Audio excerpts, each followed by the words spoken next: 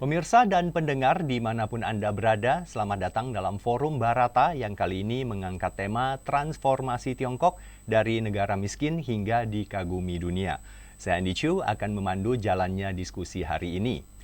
Ketika berbicara tentang Tiongkok saat ini, yang terlintas di benak banyak orang adalah jaringan kereta cepat yang membentang ribuan kilometer, kota-kota modern dengan gedung pencakar langit, kendaraan listrik, kecerdasan buatan, hingga posisinya sebagai ekonomi terbesar kedua di dunia.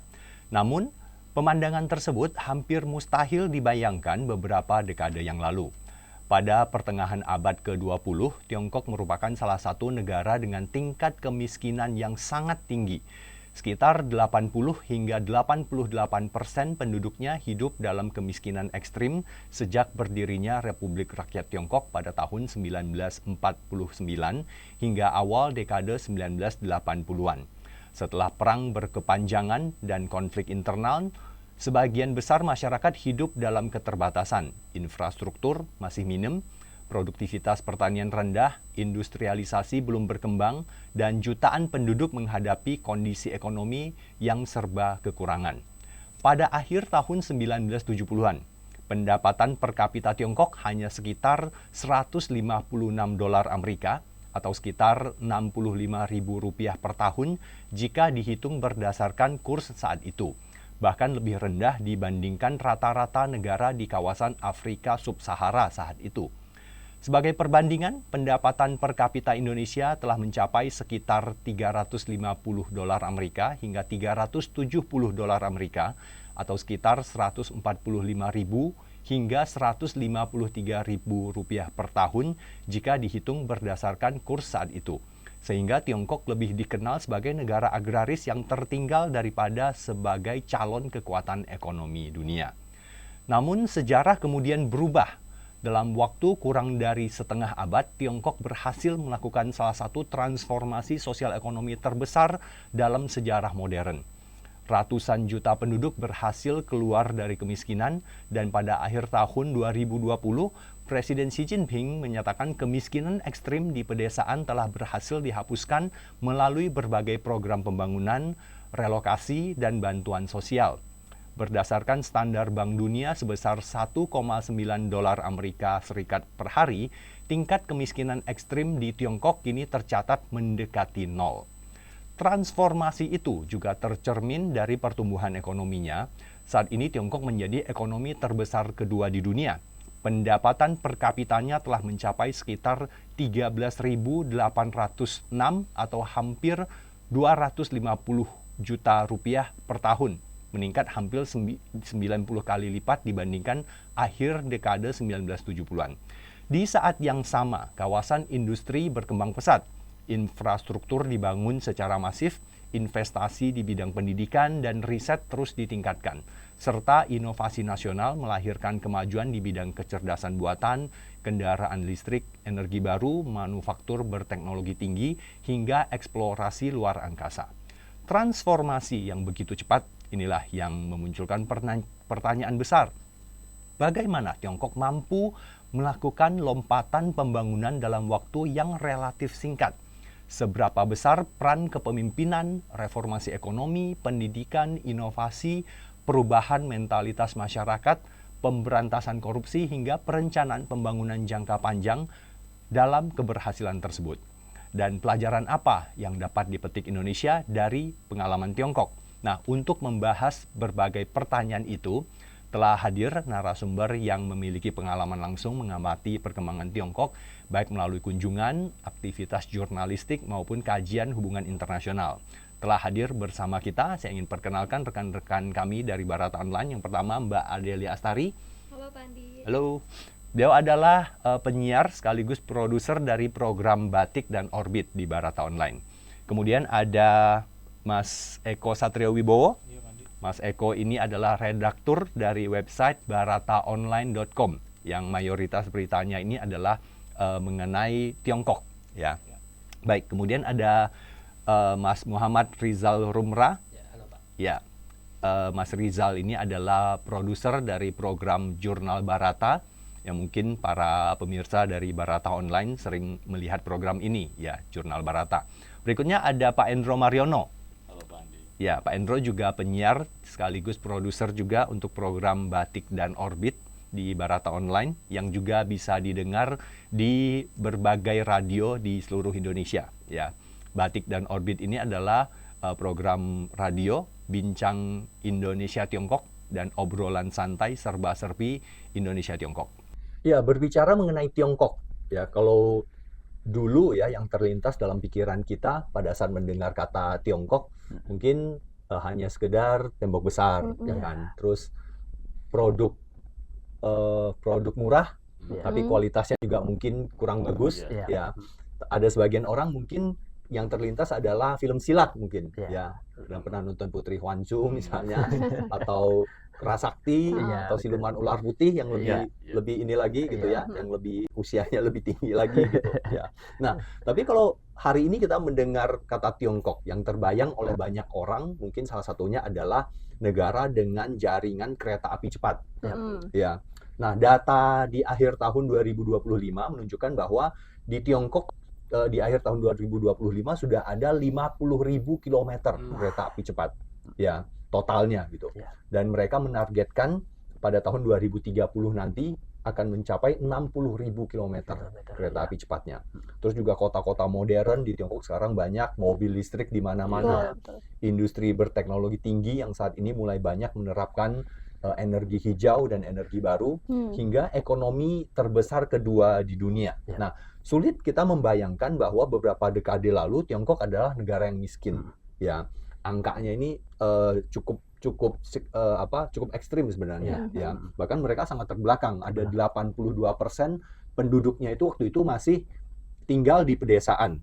Ya, hanya 18% yang tinggal di kota.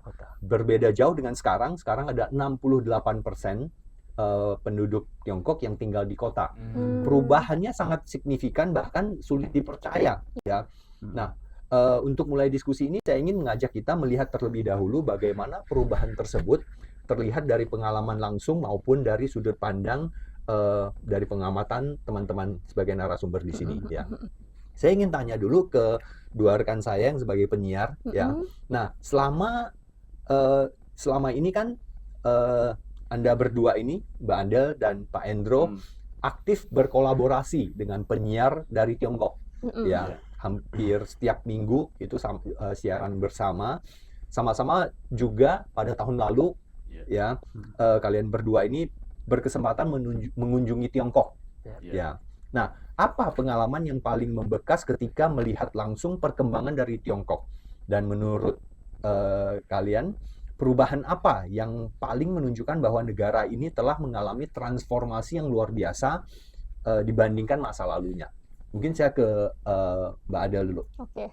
Ya betul tadi kata Pak Andi. Kita kan awalnya lebih sering sebagai jurnalis dan juga penyiar Pak Andi ya, kalau kita ngomongin soal Tiongkok dari berita, dari data, dari diskusi gitu sama penyiar di Beijing. Nah, tapi ketika udah berkesempatan mengunjungi Tiongkok itu saya lihat bahwa transformasi yang terjadi itu ternyata jauh lebih nyata dari apa yang dibayangkan. Karena selama ini kan di balik suara kita cuma bisa membayangkan, oh Tiongkok seperti ini, perkembangannya seperti itu. Nah, jadi mungkin yang paling membekas juga buat saya adalah perbedaan antara persepsi yang saya miliki, ya sama seperti orang Indonesia pada umumnya sebelumnya gitu Pak ya, Tiongkok tempatnya barang murahan gitu kata Pak Andi juga, atau mungkin Tiongkok ini kotor atau terbelakang begitu ya. Tapi ternyata ketika sampai di sana realitas yang saya lihat langsung di lapangan tuh jauh berbeda.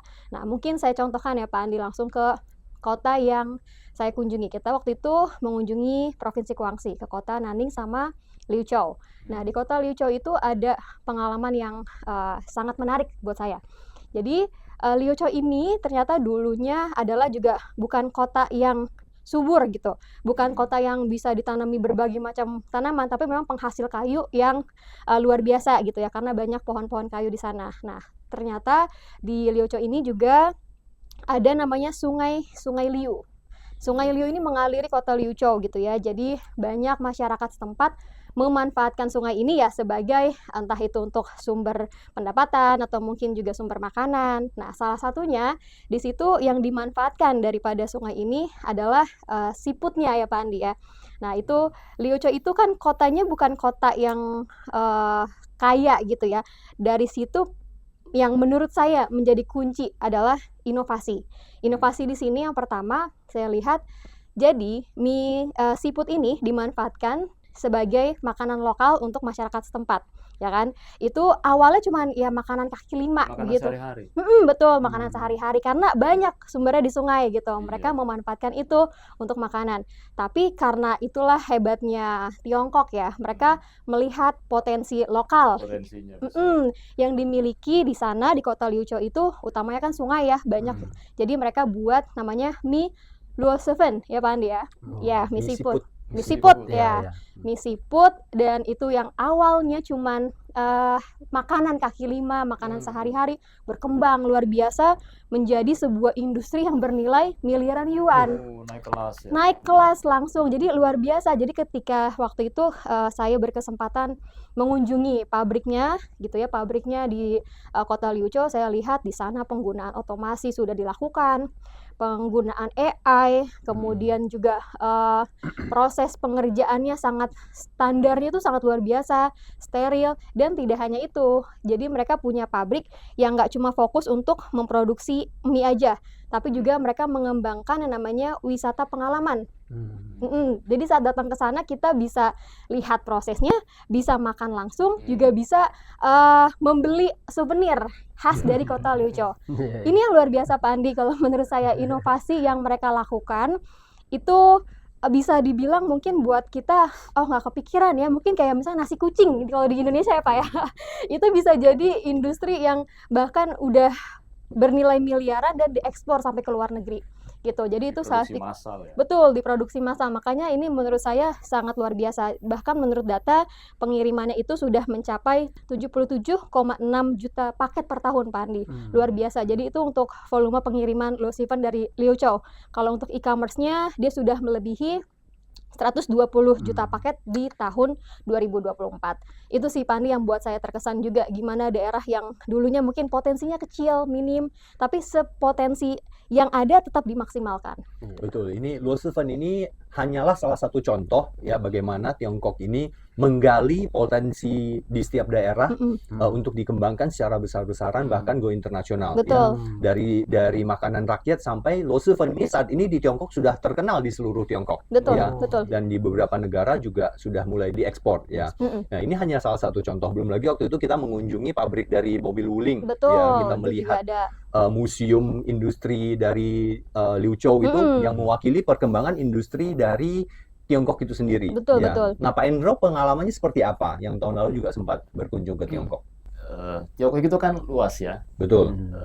Mungkin kalau daratannya saja jauh lebih luas daripada Indonesia. Indonesia kan ada perairan, Iya. Ya, Di sana Kepulauan. ya, itu lebih luas. Dan di sana itu saya cuma tiba di Hainan kan, itu kan provinsi paling selatan di Tiongkok. Jadi kesan pertama saya adalah begitu tiba di bandara saja sudah auranya sudah kita disambut dengan benar-benar sangat antusias gitu oleh teman-teman CMG ya. Iya. Dari bandara kemudian sampai di hotel juga begitu. Yang saya sangat terkesan itu adalah apa yang mereka kerjakan itu betul-betul sulit dicari kelemahannya gitu Pak Andi. Sangat detail. Detail sekali Iya, ya. Itu acara 1 minggu itu mungkin disusun sudah sejak jauh-jauh hari sebelumnya, jadi sedemikian rapi, sangat-sangat tertata. Betul. Sedemikian rupa sehingga kita tinggal sebagai peserta tur ya, kita tinggal mengikuti dengan ya tinggal kita fokus dengan tugas kita masing-masing aja waktu itu kan. Kebetulan di sana kan saya di Hainan ke Sanya, kemudian ke Wanning dan satu lagi Lingshui. Nah di 3 kota itu semua saya sulit membedakan apakah saya sedang di Wanning apa sedang di Sanya, karena semua kok sama-sama bersih gitu. Jalanan dan trotoarnya lebar. Iya. Dan dari kota ke kota itu semuanya sudah terhubung oleh jalan tol. Iya. Iya. Ya, dan jalan tolnya itu bukan 2 jalur, 3 jalur. Lebar sekali. Lebar Benar. sekali, bahkan ada yang 8 jalur gitu. Iya. Rapih ya Pak Indro ya. Terus ini jaringan kabel-kabel tuh nggak ada seperti di kita kan, semrawut kan. Di setiap sudut kita pasti lihat banyak kabel-kabel, kabel telepon lah, kabel apalah itu. Iya, betul, Di sana betul. tidak ada gitu. Jadi termasuk juga kabel listrik, saya herannya tuh kok nggak ada tiang listrik tapi kok setiap bangunan terang gitu, ada aliran listriknya. Tapi memang setiap kali kita jalan di sana yang melewati jalan tol itu, Pak Andi tadi katakan banyak saya lihat ladang-ladang itu, Pak Andi, apa sih namanya, eh, fotovoltaik ya mungkin ya. Itu mungkin saya kira dari situlah mereka dapatkan energi. Jadi betul-betul kita menghirup udara tuh, kalau kita kan mungkin agak-agak pengap, banyak debu ya. Di sana mungkin karena sudah pakai energi hijau dari fotovoltaik itu, Ya, jadi panel surya. panel surya ya.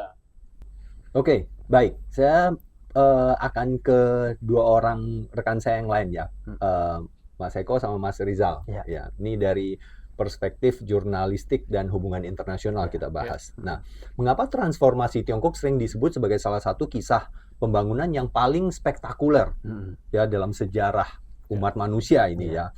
Faktor apa yang menurut kalian ini yang membuat perubahan tersebut menarik perhatian dunia?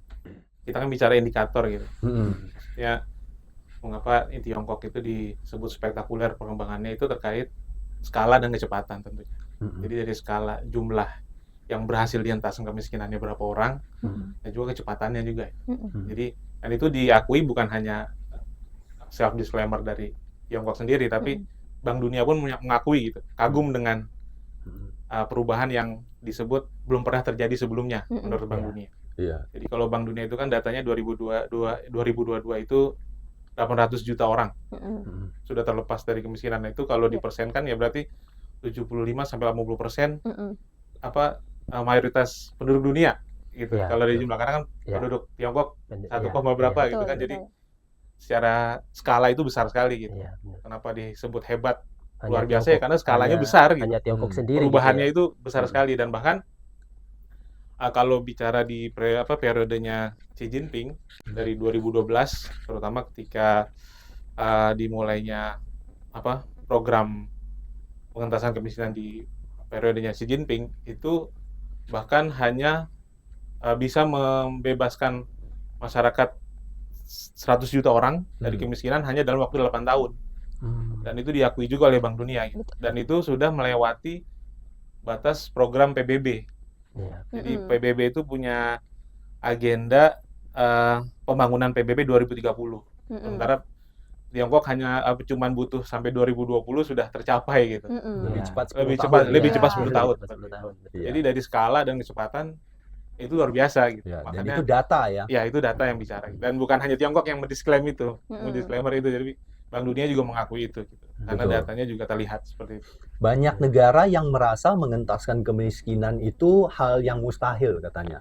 Tapi Tiongkok menunjukkan mereka berhasil dan bahkan dengan jumlah penduduk yang begitu besar. Ya, Mas Rizal gimana pandangannya? Ya, kalau secara garis besar memang yang disampaikan oleh Mas Eko itu kurang lebih apa yang dilakukan Tiongkok itu adalah yang berbeda dengan negara yang sebenarnya sebelumnya pernah dilakukan juga oleh Jepang dan Korea Selatan. Tapi skalanya nggak secepat Tiongkok. Skalanya secepat Tiongkok bahkan tidak melibatkan 1,4 miliar penduduk. Yang bikin Tiongkok unik dan berbeda itu karena dia melibatkan 1,4 miliar penduduk. Dan itu tidak pernah ada di dunia karena memang penduduknya dia sendiri aja udah besar. Nah, dan kalau kita lihat dari perspektif hubungan internasional, maka di situ kita bisa sebutkan bahwa Tiongkok telah melakukan keseimbangan balance of power lah ya, keseimbangan dalam kekuatan pemetaan geopolitik global untuk bagaimana dia bisa mandiri secara ekonomi, bahkan juga secara militer dia bisa menyaingi negara-negara yang selama ini terlalu maju. Seperti misalnya kita kenal ada Amerika Serikat sebagai negara yang secara militer udah gak bisa kita saingi. Bisa kita saingi gitu ya. Tapi dalam hal ini Tiongkok bisa hanya dalam 40 tahun ya kayaknya ya, nggak nyampe setengah abad malah, itu bisa mencapai hal yang luar biasa gitu yang dilakukan oleh bahkan bisa hampir menyamai, mungkin kita bisa bilang begitu, hampir menyamai Amerika Serikat. Nah, dalam konteks itu, sedangkan dahulunya Amerika Serikat bahkan negara-negara maju seperti mungkin Inggris dan lain sebagainya itu mereka melakukan tahapan transformasi itu bisa 1 abad bahkan lebih. Nah, makanya ini fenomenal bahkan spektakuler. Nah itu karena itu dia bisa melebihi negara-negara maju. Sama Indonesia aja yang merdekanya nggak jauh.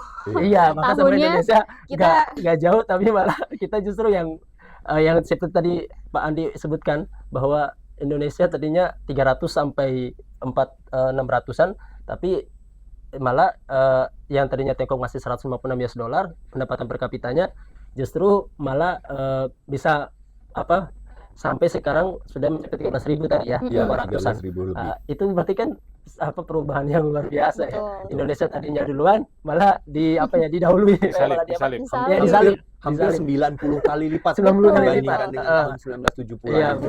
betul itu sih mungkin. Betul, iya. Nah, ini keberhasilan Tiongkok ini sebenarnya begitu cepat bisa mengentaskan kemiskinan. Kalau dari pandangan saya itu ada banyak cara pasti mereka Iya, gunakannya. betul. Salah satunya adalah kalau yang pernah saya amati adalah pembangunan desa atau Iya. mereka sebut xiangcun zhenxing atau Iya. revitalisasi desa. Betul. Atau lebih sederhananya mungkin adalah pembangunan dari desa gitu. Mm-mm. Jadi mereka membangun dari desa mulai dari infrastruktur, Betul. kemudian memperbanyak lapangan pekerjaan Iya. dengan membangun industri. Industri. Dan yang mereka lihat adalah di desa itu dia punya potensi apa, Iya. ya punya potensi apa, punya budaya apa mereka kembangkan, Betul. sehingga satu nilai ekonomi atau satu kekuatan keunggulan ekonomi itu memang milik desa itu sendiri. Hmm. Misalnya ada satu desa yang punya suku minoritas yang punya tradisi dan budaya yang kental. Iya. Nah, mereka mengembangkan potensi itu menjadi satu paket wisata. Betul. Menciptakan, membuat orang, yang pertama adalah membangun infrastruktur, akses jalan yang gampang biar wisatawan itu bisa gampang ke sana, Mm-mm. dan membuat paket wisata sedemikian rupa sehingga orang-orang di desa itu punya pekerjaan Iya.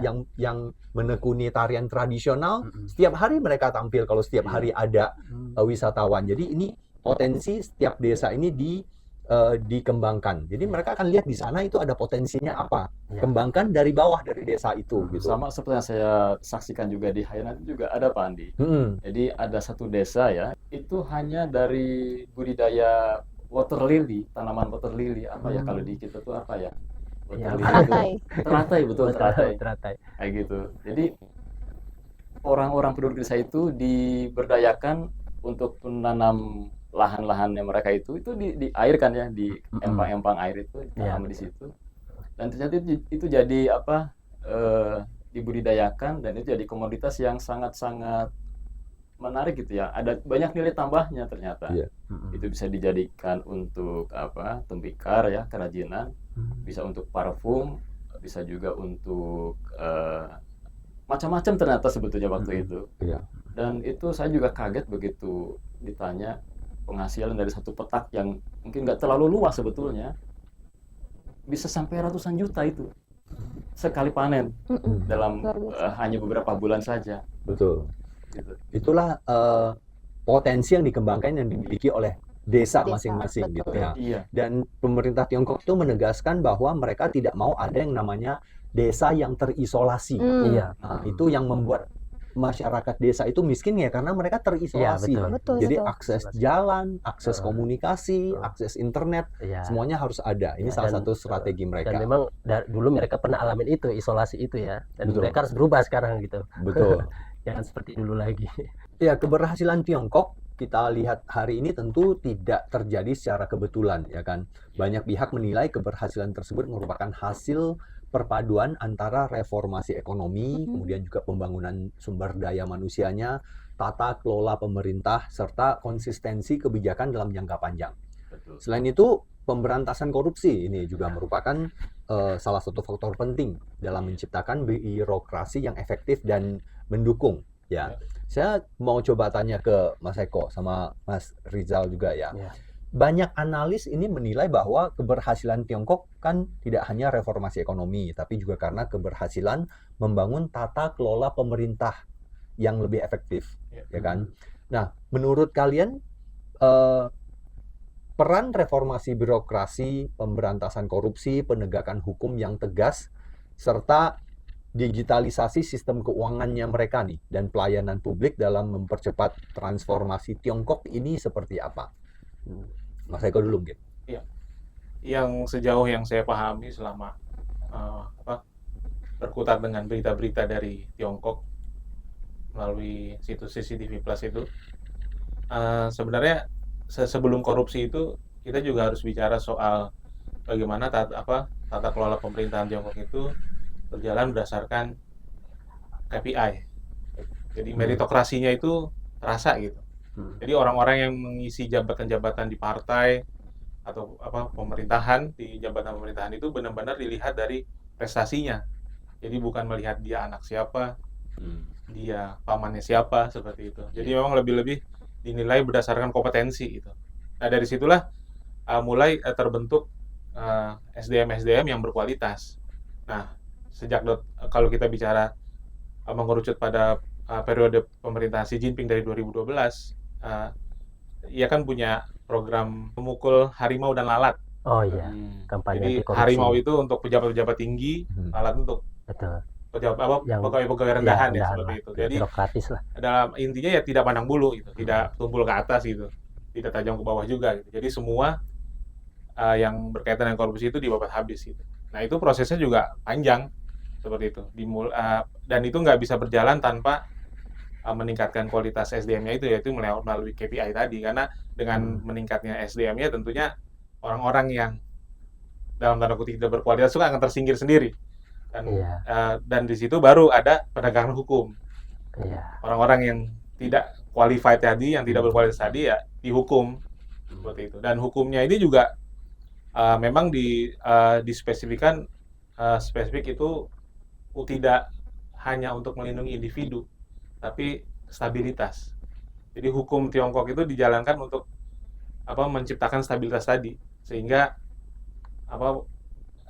kebijakan ekonomi, kebijakan industri itu berjalan sesuai dengan kemauan, sesuai dengan tujuan nasional, tidak berdasarkan kepentingan seperti itu. Nah dari situ akhirnya terus berkembang. Kita tadi Pandi bicara soal digitalisasi. Nah semua proses-proses di pemerintahan birokrasi itu semua sudah mulai digital, jadi tidak ada yang markup lah istilah kita seperti itu. Jadi ya lebih efektif, kalau kita baca efisien dan efektif gitu. Tata kelola pemerintahan jadi lebih efisien dan efektif, dan akhirnya terlihat dari apa yang kita lihat hasilnya seperti itu. Dan tercatat dengan rapi karena sudah digital. Betul. Ya berapa yang masuk, berapa yang keluar, digunakan untuk apa dan sebagainya. Tidak bisa bohong-bohong lah gitu. Betul. Sebenarnya sistem itu. Betul. Ya, Mas Rizal bagaimana menurut Anda? Iya, kalau saya berkaca dari reformasi ekonomi yang sebenarnya harus kita lihat dulu sebenarnya dari reformasi ekonomi dalam konteks Deng Xiaoping, bahwa sebenarnya dari situ sebagaimana kita tahu reformasi Deng Xiaoping itu, ekonomi transformasi Deng Xiaoping itu selama ini orang berpikir itu adalah liberalisasi ekonomi seperti yang dilakukan oleh negara-negara Eropa ya, yang selama ini kita tahu bahwa tapi ternyata sebenarnya dia lebih cenderung, walaupun dia liberal, tapi mungkin banyak analis menyebutnya mungkin seperti sosialisme liberal sebenarnya, karena walaupun dia lebih menyerahkan kepada pasar bebas juga, tapi sebenarnya itu masih dikontrol juga oleh negara, terutama di sektor-sektor yang strategis seperti energi ya dan lain-lain lah. Nah, kalau sosialis itu kan biasanya kita lihatnya ke arah situ. Dan mereka, maksudnya kenapa mereka harus harus menjaga itu tetap stabil, karena itu yang lebih memberikan manfaat langsung pada masyarakat kan, energi, minyak dan lain-lain sebagainya. Dan itu jangan sampai ada gangguan, itu harus tetap stabil, karena itu yang akan mempengaruhi di satu sisi ekonomi GDP domestik untuk kayak konsumsi publik dan lain-lain. Nah, itu harus dijaga gitu. Nah itu saya lihatnya justru awalnya dari situ dulu, reformasi ekonomi seperti tadi misalnya kita sebutkan. Terus ada juga satu yang dilakukan oleh Deng Xiaoping adalah desentralisasi ya. Mungkin kita udah pernah dengar tuh desentralisasi oleh Deng Xiaoping, karena dulunya kan sangat terpusat, sentralisasi oleh Mao Zedong, kemudian dibuat desentralisasi oleh Deng Xiaoping agar bagaimana daerah-daerah itu berkembang dengan sendirinya. Jangan sampai semuanya terpusat, daerah-daerah juga mengikuti semua. Nah, jadi biar desentralisasi itu berjalan, dia membukalah apa namanya, investasi masuk. Nah, jadi sejak dia membuka investasi masuk, akhirnya dari investor-investor asing dari luar akhirnya bisa berinvestasi lah ya, bisa berinvestasi. Dan Tiongkok juga walaupun misalnya mereka masuk, tapi ada kebijakan ketat juga oleh Tiongkok untuk menjaga stabilitas dalam negerinya kan. Karena kalau misalnya mereka hanya sekedar masuk kemudian kapan saja bisa pulang, ya ngapain gitu. Akhirnya harus diatur. Ya harus diatur agar mereka itu mengelola masukin juga istilahnya tuh pabriknya. Jangan hanya sekedar masukin investasi tapi nggak mau buat sesuatu untuk Tiongkok gitu, untuk keuntungan bagi Tiongkok juga. Itu makanya dibuat pabrik. Makanya seperti misalnya kita tahu kayak adanya Tesla gitu kan dan lain-lain. Mereka masuk tapi harus ada pabrik di dalam. Betul. Gitu. Nggak bisa hanya sekedar ini doang gitu. Hanya sekedar misalnya kamu kirim ekspor mobil aja, tapi di dalamnya apa dong bagi Tiongkok gitu kan? Ya istilahnya kalau di bahasa ininya mungkin biar dia dapat pajak juga lah kan gitu. Masa hanya sekedar ini aja. Nah, istilah kalau mereka itu padat karya ya, industri padat karya. Jadi itu harus dikasih oleh negara-negara maju yang selama ini kita tahu bahwa kebanyakan memang investor asing yang datang di Tiongkok itu kan adalah Amerika Serikat ya, kebanyakan. Bahkan dia sudah menjadi termasuk mitra terbesar Tiongkok di dalam konteks perdagangan global gitu ya. Jadi industrialisasi juga ini industrialisasi pembangunan ekonomi yang lebih merata ini juga menjadi salah satu kunci dari keberhasilan Tiongkok. Betul. Dan satu hal lagi, karena mereka selama ini juga memang sudah tetapkan dalam prinsip kebijakan luar negeri mereka bahwa apa yang dilakukan adalah jangka panjang ya. Itu tidak boleh sampai mengganggu pola yang selama ini sudah dilakukan oleh Tiongkok. Selama ini kan kita tahu bahwa mereka sudah melakukan inovasi di berbagai bidang dan berbagai sektor, dan itu harus dijaga dengan cara ya tadi itu menjaga stabilitas. Dan mereka juga melakukan peralihan teknologi yang sangat baik ya. Betul. Awalnya mungkin adalah teknologi atau negara-negara lain yang berinvestasi membuka pabrik di sana. Memasukkan teknologi. Nah, saat ini kita lihat bahkan teknologi yang mereka adopsi itu sudah melampaui negara asalnya. Ini juga yang mungkin dirasakan persaingan semakin ketat oleh negara-negara barat. Bahkan sekarang GDP Tiongkok telah mencapai lebih dari 18 triliun US dollar ya. Betul. Itu luar biasa. Ini juga awalnya adalah salah satu karena saya pernah berkunjung ke beberapa desa di Tiongkok itu. Industrialisasi ini terutama membangun pabrik ini memang merupakan salah satu kunci karena dengan adanya pabrik yang dibangun, lapangan kerja tercipta, terus keahlian mereka bertambah, teknologi juga terjadi peralihan. Nah, tapi sebelum membangun pabrik ini, Tiongkok melakukan dua hal sebelum membangun pabrik. Ya, sebelum membangun pabrik, mereka membangun infrastruktur dulu, jalan dulu. Kalau akses belum ada, tapi pabrik udah ada, investor asing enggan membuka pabrik berinvestasi gitu, karena jalan belum terkoneksi. Gitu.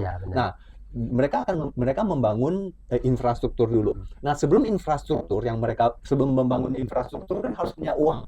Uang ini dari mana, ya kan? Nah, salah satunya adalah pemberantasan korupsi. Nah, jadi dengan korupsi diberantas, uang masuk ke kas negara jadi lebih banyak ya kan, karena tidak masuk ke kantong-kantong pribadi. Nah, uang hasil pemberantasan korupsi ini dipakai untuk membangun infrastruktur. Infrastruktur sudah terbangun, bangun industri gitu. Ini salah satu cara yang mereka lakukan gitu. Ingat ada orang bilang katanya Tiongkok itu ATM. Iya. Amati, tiru, modifikasi. Ya, yang disampaikan oleh Mas Eko tadi juga menarik ya, dari jenjang karir seorang politikus gitu, seorang pejabat ya. Nah, di Tiongkok itu memang mereka memilih pejabat itu ada standarnya, ada kriterianya ya, dan bahkan setiap pejabat mereka itu jenjang karirnya itu pasti. Artinya adalah seorang gubernur sebelum menjadi gubernur dia harus berpengalaman jadi wali kota atau bupati dulu. Nah, seperti itu. Nah, kalau seorang wali kota misalnya dia gagal atau ada program kerjanya yang tidak berjalan pada saat masa jabatannya, maka dia sudah tidak ada kesempatan untuk jadi gubernur.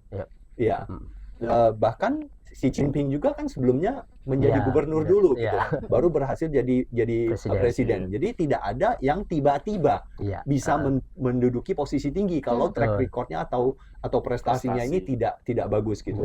Nah, kita tahu bahwa di Tiongkok ini memang pejabatnya itu ditunjuk oleh pusat. Ya, Benar. banyak yang mengatakan di Tiongkok ini tidak ada pemilu, Ya, tapi sebenarnya ada, ada, betul. yaitu pemilihan kepala desa. Nah, kepala desa itu dipilih oleh masyarakat desa. Mm-mm. Karena apa? Karena untuk menjadi camat, kalau dia belum pernah jadi kepala desa, nggak bisa. Nggak bisa. Jadi cukup dipilih dari bawah aja. Asal maunya dari situ ya. Ya, dipilih karena bahkan saya punya teman yang pernah mencalonkan diri menjadi kepala desa. Itu dipilih oleh masyarakat desa. Iya. Setelah dia terpilih jadi oleh masyarakat desa menjadi kepala desa, Iya. baru Jenjang berikutnya karirnya terbuka. dia terbuka untuk menjadi camat. Hmm. Kemudian baru bisa jadi wali kota. Jadi Mm-mm. memang pejabat-pejabat yang menjabat ini sudah punya track record atau pengalaman Pengalaman. memimpin Betul. yang berhasil, Betul, ya. betul. Karena kalau ada program yang gagal atau tidak berhasil jadi satu jabatan, misalnya wali kota, Iya. boleh dikatakan jenjang politiknya ya udah sampai di situ aja, Iya. sudah mentok. Iya. Ya. Baik, berikutnya saya mau ke Mbak Ada sama Pak Endro Iya. lagi nih, yang sudah pernah berkunjung ke Tiongkok ya Iya. secara langsung. Nah, pada saat teman-teman berada di sana, apakah sempat merasakan pelayanan publik di sana atau misalnya sistem pembayaran digitalnya seperti apa, maupun mungkin birokrasi yang relatif cepat dan tertib. Nah, dari pengalaman Anda ini, apakah terlihat adanya budaya disiplin dan juga tata kelola pemerintahan yang berbeda dibandingkan yang pernah kita temui sebelumnya? Yang saya rasakan mungkin begitu kita sampai di bandara, Pak, ya, kita masuk antrian untuk proses imigrasi itu semua sudah sudah rapi sekali gitu kan, digitalisasinya berjalan. Betul. Jadi kita kadang-kadang mereka cuma lihat paspor itu sepintas saja, hanya scan saja itu sudah langsung pintu terbuka dengan sendirinya gitu. Atau mungkin saya juga nggak tahu apakah ini udah memang prosedur standar di semua bandara begitu. Mungkin nggak semua orang juga bisa cepat adaptasi dengan teknologi itu ya, ada yang bingung juga. Petugas juga langsung dengan cekatan dia mengarahkan ke sini.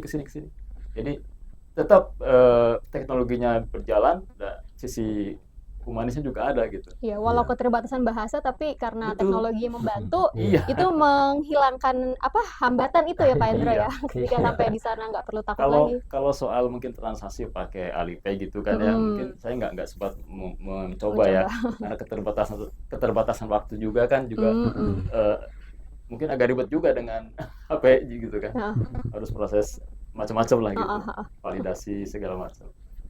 Ya, kalau dari Adel gimana? Oke, kalau dari saya tadi, kalau Pak Endro kan tadi bilang begitu sampai di bandara gitu ya, Iya. efisiensi pelayanannya itu luar biasa. Itu saya juga setuju. Terus kalau untuk sistem pembayaran saya juga udah coba langsung gitu Pak Andi. Jadi ketika kita pergi ke Tiongkok itu udah nggak perlu pikir lagi harus bawa uang sekian, harus pergi ke money changer, harus ini, karena emang sudah bener-bener digitalisasinya itu berjalan di sana. Kita Dan di bisa. sana sudah tidak ada money changer setahu saya. Betul. Ya, kalau mau tukar uang harus ke Iya, bank. iya, maksudnya dari Indonesia gitu Pak Andi. Dari Indonesia kadang kita kan harus tukar dulu nih buat belanja di sana gitu kan, repot gitu ya. Ternyata di sana sudah ada ekosistem yang luar biasa bagus, digitalisasinya bagus. Jadi cukup pakai satu aplikasi itu udah bisa semua. Kita Alipay, bisa. berapa pakai Alipay? Saya waktu itu pakai WeChat Pay. WeChat Pay. Oh, Iya, Alipay ya saya sudah. pernah. Saya selalu Ada Banyak aplikasi yang WeChat-nya dibeli kan. nih.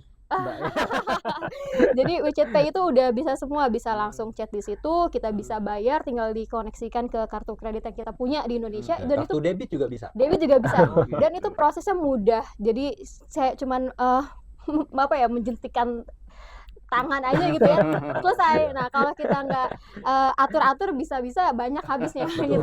Dan Jadi sekarang kan kris juga sudah bisa dipakai. iya, Gitu. itu juga Oh, bisa. Iya. Jadi emang dari sistem pembayaran, efisiensi layanan sampai ke tata kelola pemerintahan, ini juga yang menurut saya pengen saya highlight Pak Andi, karena begitu keluar dari bandara, kalau tadi Pak Endro di bandaranya, begitu keluar saya lihat, wah ini kota Nanning sangat rapi, sangat bagus infrastrukturnya, terus juga tapi tetap rindang gitu Pak, tetap hijau rasanya. betul, iya. Jadi menurut saya ini pasti nggak lepas dari tata kelola pemerintahannya gitu. Bagaimana pemerintah daerah ya Kota Nanning itu mengatur daerahnya sedemikian rupa sehingga rapi, infrastrukturnya baik, jalanannya super mulus gitu ya, kita Iya. sepanjang perjalanan. Jarang ada jalan berlubang ya. Betul, nggak ada yang jagrek-jagrek Betul. gitu ya.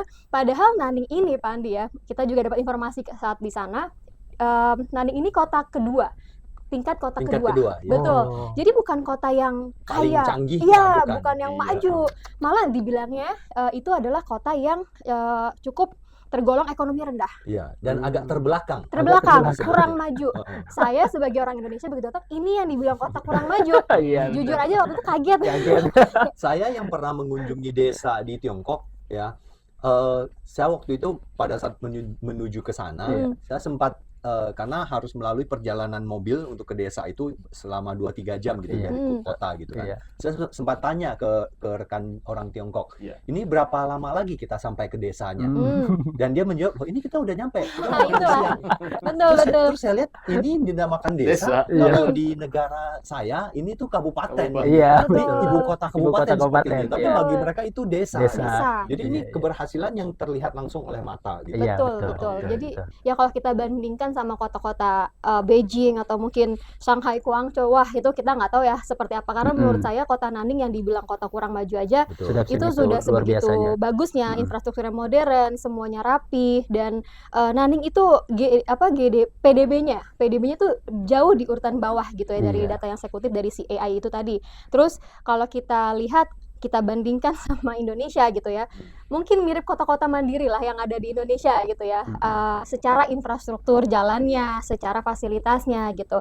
Jadi kenapa tata kelola pemerintahan menurut saya ini salah satu inti daripada kenapa Nanning bisa segini, segitu bagusnya ya, karena memang dari pemerintah pusat punya program direalisasikan ke pemerintah daerahnya dengan sangat baik gitu. Bahkan sekarang selain infrastruktur jalan bagus, indikator keduanya adalah Nanning ini jadi tuan rumah tetap untuk Expo.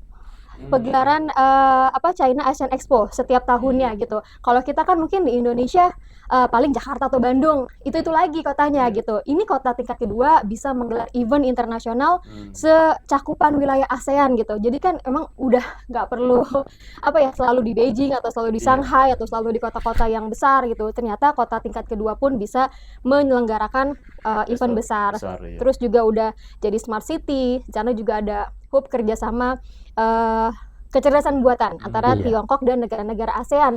Itu tingkat kota kedua. Jadi bapak-bapak saya juga cukup kaget dan juga takjub begitu ya, Iya, bagaimana betul. pengelolaannya. Dan satu lagi yang terakhir adalah Nanning ini nggak cuman berfokus pada infrastruktur atau kecerdasan buatannya atau mungkin juga smart city-nya, tapi juga budaya lokalnya lagi tadi Pak.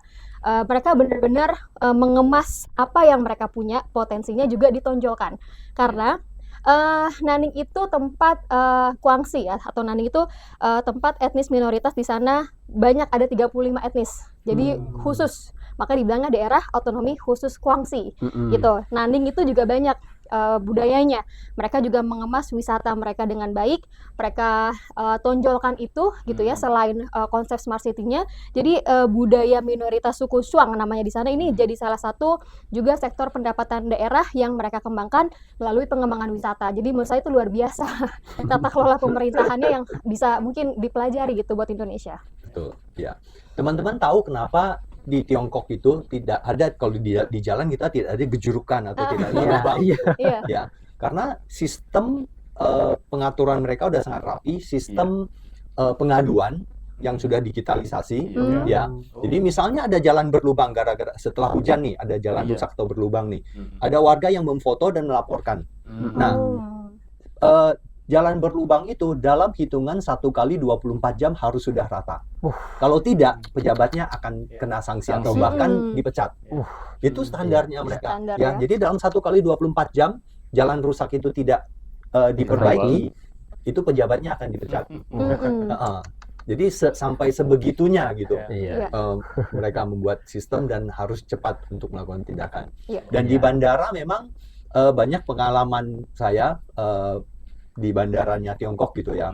Memang prosesnya itu cepat, tapi aturan juga mereka tegakkan. Mungkin kita juga merasakan pemeriksaannya ini, pemeriksaan badan, barang-barang kita itu sangat ketat ya. Betul. Bahkan Iya, kita naik iya. kereta pun pemeriksaannya seperti mau naik pesawat gitu ya.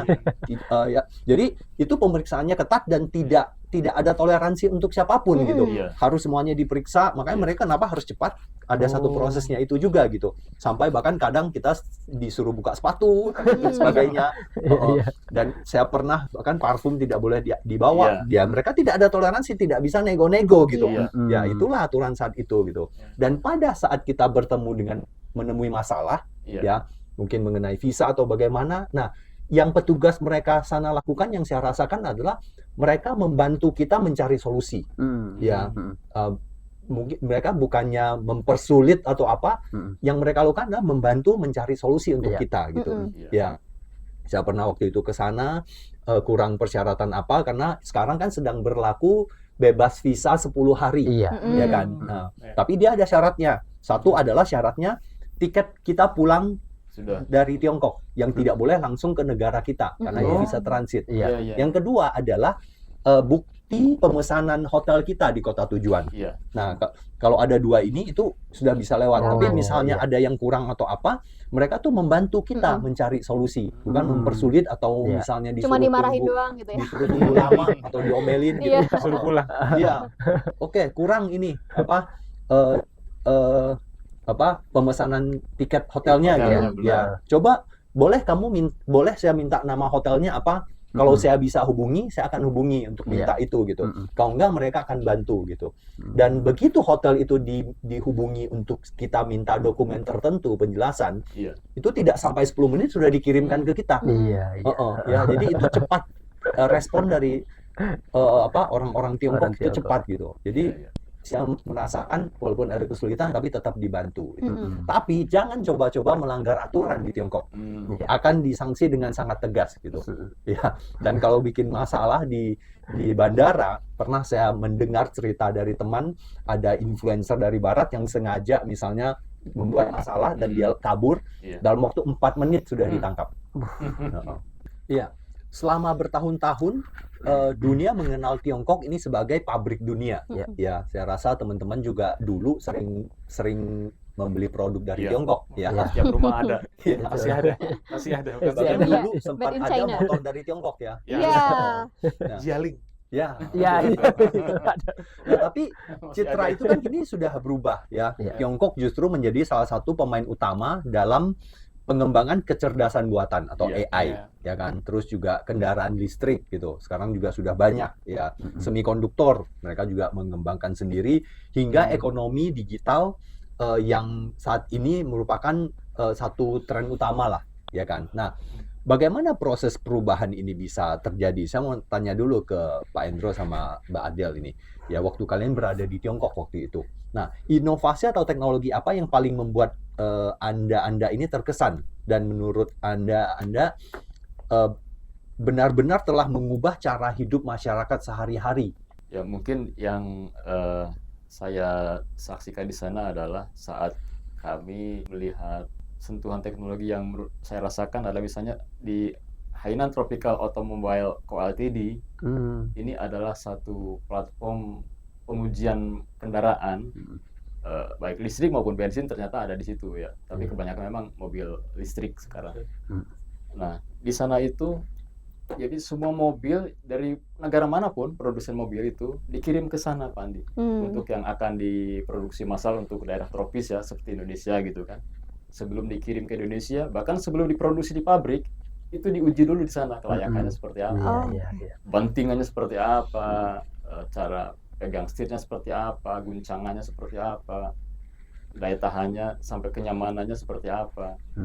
Bahkan sampai ada pengujian yang hanya cukup dijemur berhari-hari atau berbulan-bulan. Jadi begitu kendaraan itu lolos uji dari situ barulah bisa masuk ke lini produksi. Kalau tidak bisa ya berarti tidak akan pernah diproduksi sampai prototipe itu diperbaiki terlebih dahulu. Berarti memang dikembangkan dengan tingkat detail yang sangat tinggi gitu. Sangat detail. Ya, dari Mbak Adel apa? Ada Oke. yang berkesan atau membuat kamu itu merasa terkagum-kagum gitu?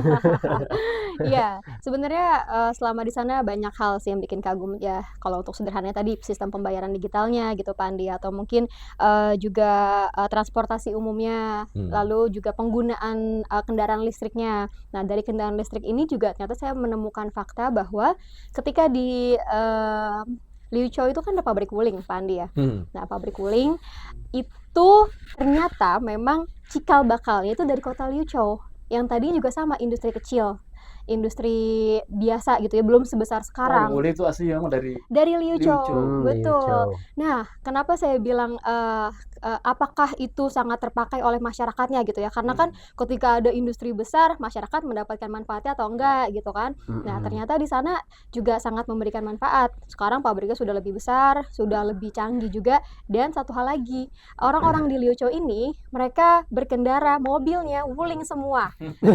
Benar-benar, jadi emang benar-benar bangga gitu ya sama Iya. produk buatan mereka. Nah, itulah menurut saya kenapa ini yang bikin saya kagum juga. Mereka punya potensi, lalu mereka juga yang membuat, mereka juga yang menggunakan. sendiri. Jadi orang ketika mau beli mobil dari luar percaya, oh iya iya orang-orang di sekitarnya aja di daerah itu juga emang pakai itu. Itu jadi di jalanan semua mobil mayoritas mereknya wuling. Betul. Dari yang paling kecil sampai yang Betul. paling besar. Iya, Yang Iya. paling kecil pun itu hanya bisa duduk 2 orang. Iya. Yang mobil yang sangat pendek gitu ya. Itu pun ada gitu.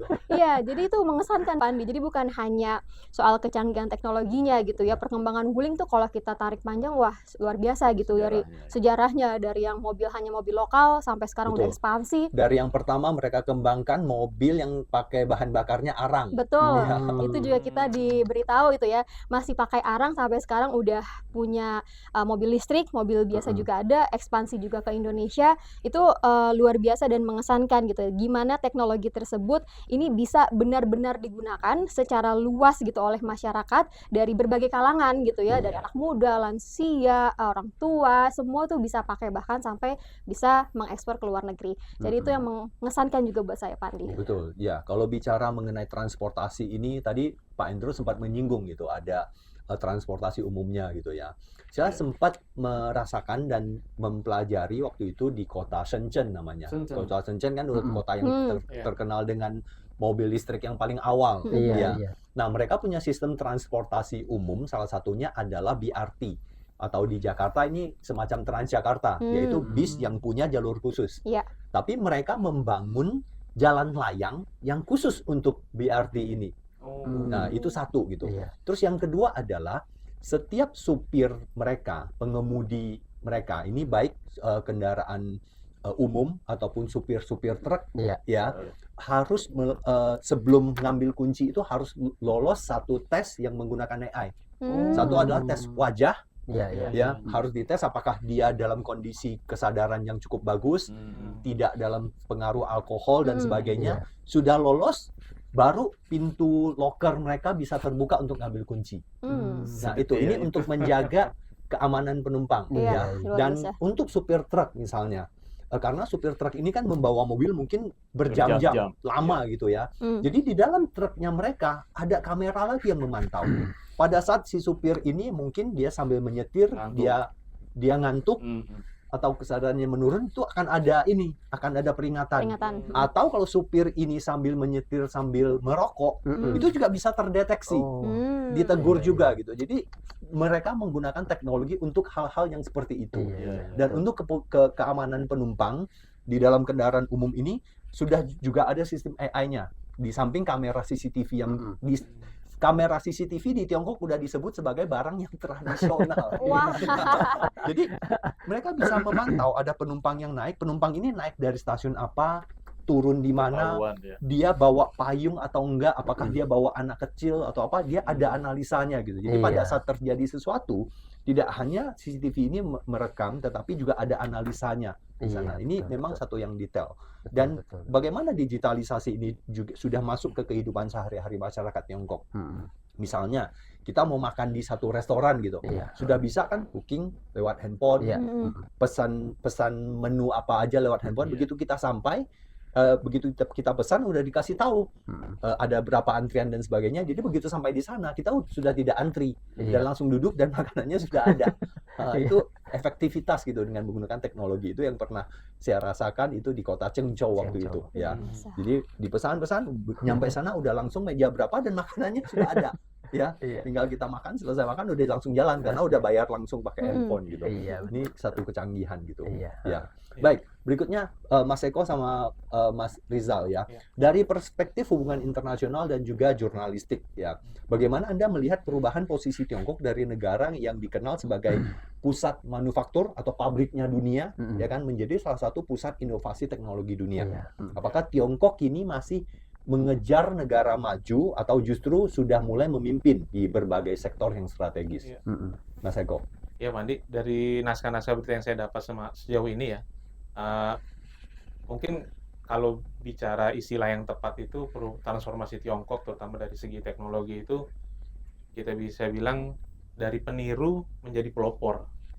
Jadi kalau kata tadi istilah Pak Hendro ATM itu udah nggak ada lagi tuh. Oh iya, iya. Jadi udah nggak ada lagi Udah amal lewat ditiru, masanya udah ya. lewat masanya. Betul, betul. Oh, kalau saya pernah dengarnya made in China to innovated by China. Ya, Mm-mm. dan isu soal tenaga kerja murah itu bukan lagi di Tiongkok. Hmm. Nah ini seperti yang dikatakan oleh Tim Cook, CEO Apple, Iya. bahwasanya kenapa mereka bertahan di Tiongkok itu Hmm. bukan karena murah, tapi tenaga kerjanya udah Betul, berkualitas gitu. betul. Buat apa kita pindah kata dia. Iya, benar. Dan memang ini potensial gitu. Itu satu. Nah yang kedua, peniru itu tuh istilah peniru itu udah emang benar mati Iya. untuk Tiongkok. Hmm. Salah satu indikatornya adalah TikTok. Karena TikTok itu platform yang benar-benar berbeda dari platform media sosial barat. Bahkan YouTube dan Instagram mengikuti Betul. model Iya. dari TikTok gitu. Iya. Jadi TikTok. dari TikTok dari Tiongkok ini menjadi pelopor video pendek ya kan. Ya, betul. Bahkan saat ini sudah Hmm. mengubah dunia menurut saya. Yang setiap orang yang pegang handphone itu jadi ada gaya hidup untuk menonton video pendek karena ada TikTok ini gitu. Iya, betul. Mm-mm. Nah, itu jadi istilah pelopor itu udah cocok disematkan ke Tiongkok gitu dari sisi itu. Lalu dari visualisasi apa yang kita lihat di kota-kotanya gitu. Misalnya kalau tadi Pak Andi bicara soal Shenzhen itu sudah proses BRT-nya itu udah canggih gitu bisnya. Di Wuhan itu kita akan menghadapi hal yang lebih canggih lagi. Ada robot taksi, ada bus Iya. swakemudi. Mm-mm. Oh iya, iya. Jadi orang naik bus, naik MRT tapi nggak ada naik busway gitu tapi Iya. nggak ada supirnya. supirnya Nggak ada gitu. Betul, supirnya. betul, betul. Itu kan visualisasi yang kita kalau itu bilang tuh futuristis gitu. Iya. Dulu Dan cuma itu dibayangin iya doang. cuma ada di bayangan cuman emang bener ada. Iya. Iya. Dan belakangan kan kita banyak melihat berita-berita pengembangan taksi terbang. Ya, Iya, betul. iya, Iya. itu lagi viral sekarang. Ya, Iya. itu bahkan Xpeng salah satu Iya, Xpeng, produsennya itu betul. Mm-mm. mencanangkan dalam waktu dekat ya. Pabrik khusus untuk penerapan mobil terbang itu udah mereka canangkan gitu. Iya, Jadi iya. bukan lagi mengawang-awang ke Iya. konsep gitu, Iya. tapi emang benar-benar sudah Seperti fiksi pabriknya gitu ya. bisa ada gitu, tinggal dilihat aja gitu. Jadi Iya, di masa depan mungkin kalau orang-orang Tiongkok ini memesan taksi online, ada Iya. satu pilihan lagi taksi terbang udah. Ya, Iya. betul. Nah, itu juga jadi ekonomi baru, Pak, namanya ekonomi dataran rendah. Iya, Ketinggian betul. rendah. Ketinggian betul. rendah. Ketinggian rendah, Iya, ya. ketinggian rendah. Sorry. Ekonomi ketinggian rendah. Jadi Betul. drone, terus Iya. tadi yang Mas Eko bilang Betul, itu juga FPV. akan dikembangkan dari pemerintah pusat juga udah ambil langkah serius gitu. Iya, betul, betul. Terutama drone ini sangat bermanfaat untuk mengangkut hasil-hasil perkebunan, Panen. Iya, hasil-hasil pertanian. panen. Mm-mm. Ya. Yang katanya satu kali angkut itu kalau dirupiahkan hanya 0, sekian Iya, rupiah Mm-mm. biayanya. Betul. Yang tadinya satu yang kilogram. tadinya bisa 12 jam malah jadi lebih efisien 3 jam, Betul. 2 Jadi, jam Iya. sampai ke Apakah lokasi. itu tenaga kerja murah atau biaya angkut murah itu Mm-mm. bukan karena orangnya atau ininya murah, tapi memang teknologinya bisa membuat itu jadi murah. Iya. Iya, Iya. betul. Dan AI-nya pun udah menurut saya dari naskah-naskah yang saya baca itu AI itu penerapannya bukan lagi soal kita bisa bikin makalah di Gemini atau ChatGPT gitu, Iya. tapi ada istilah namanya kalau bahasa Indonesia itu kecerdasan buatan terwujud, Embodied intelligence. embodied ya, Oh, intelligence. Embodied Jadi intelligence. sudah ada koki robot, jadi orang ke restoran yang masak robot Mm-mm. seperti itu. Lalu ada kasir robot, jadi ada satu etalase kaki 5 gitu yang jual minuman tapi yang melayani robot gitu. Dan itu bukan lagi kita ngelihat di film gitu, atau bahkan di hotel yang nganterin menunya Ya. robot Iya. gitu. Oh ya, saya itu- pernah saya ikuti itu. Itu pemandangan yang ini gitu. Ya. Nah, kalau tadi bicara soal ekonomi ketinggian rendah juga, drone di sana memang sudah maju gitu. Jadi Iya. sudah menjadi ekonomi sendiri gitu. Walaupun Iya. mungkin secara kalau kita bilang pelopor mungkin ya Amazon pernah melakukan itu, tapi Oh, secara masif sampai ada istilah Pengembangannya. ekonomi gitu yang Mm-mm. rendah Iya, itu iya, ya betul. memang di Baru Shenzhen Tiongkok. itu. Bisa. Memang di sana drone itu betul-betul dimanfaatkan maksimal ya. Iya. Kalau Iya. kita kan paling buat Ngambil bikin footage Iya, ya. ambil footage ya. acara. Iya, kalau ini ya untuk Di antar sana makanan. untuk antar makanan, untuk Iya, pertanian, untuk Iya. betul. memonitor lahan Iya. yang sedemikian luasnya itu kan Betul. kalau kita jalan sendiri kan lama ya. Mm-mm. Dengan drone lebih singkat dan lebih akurat karena Iya. sudah Betul. Betul, semuanya sudah betul. ada datanya Ada gitu. datanya. Big Iya. datanya udah terkoneksi semua. Iya. Iya, Iya. benar. Bahkan ada anjing penjelajah yang Iya. bisa masuk ke medan-medan yang sulit dijangkau oleh Iya. manusia. Mm-mm. Terutama pada saat terjadi bencana untuk menyalurkan bantuan Iya. secara cepat dan Iya. tepat. Mm. Nah, mereka sekarang mengembangkan robot anjing ini untuk melakukan itu gitu. Iya, iya, iya, Mm-mm. betul. Bahkan untuk sektor entertainment pun ya seperti kita lihat kan, Iya. tinju Galak. robot, Iya, bahkan betul. terakhir itu half Kungfu. marathon Iya, robot itu yang robot lari. yang menang. yang lomba robot. Jadi Robot. yang bersaing itu antar perusahaan robot Iya, gitu. iya, Iya, betul. betul. Nah, betul. jadi kecerdasan yang terwujud itu sudah benar-benar teraplikasi Betul. nih ya. Kita lihat kan Tiongkok. di yang gala Gala tahun baru CMG. Imlek CMG itu Ya, ya yang robot yang Kungfu. bisa main kungfu. ya. Mm. Oh, Iya. ya. Mas Rizal gimana? Ada pandangan lain? Iya, kalau saya mungkin lihat dari perspektif hubungan internasional ya, dari kacamata ini kita bisa lihat bagaimana Tiongkok sebelum akhirnya menjadi seperti sekarang ini, itu tentu kita tidak bisa nafikan dari bagaimana Tiongkok mulai masuk ke dalam WTO ya, tahun 2001 ya, kalau nggak salah itu ya. Tahun 2001 ketika Tiongkok mulai masuk ke World Trade Organization atau Organisasi Perdagangan Dunia itu, dia mulai terbuka aksesnya ke pasar global. Nah, dari situ strategi pertamanya sebenarnya untuk kemudian mencapai level yang saat ini. Dia mulai membuka diri ke situ dulu. Setelah dia mulai masuk dan akhirnya dia mendapatkan akses ke pasar global, dia mulailah mengembangkan yang sekarang kita lihat sekarang, inovasi dan lain sebagainya. Yang sebenarnya tujuannya bukan hanya untuk negaranya sendiri, tapi dia berupaya untuk eksplorasi keluar juga dengan cara yang kita kenal BRI kan, Iya. Belt and Road Initiative. Jadi inisiatif sabu dan jalan ya. Nah, dengan cara begitu akhirnya dia tidak hanya memberikan manfaat kepada negaranya sendiri, tapi kepada negara lain juga akhirnya terima manfaat dari apa yang dilakukan saat ini. Inovasi-inovasi, misalnya seperti tadi teman-teman dan lain sebagainya sudah mengatakan ya, seperti robot, apa dan sebagainya, kan dia berupaya itu untuk keluar sebenarnya.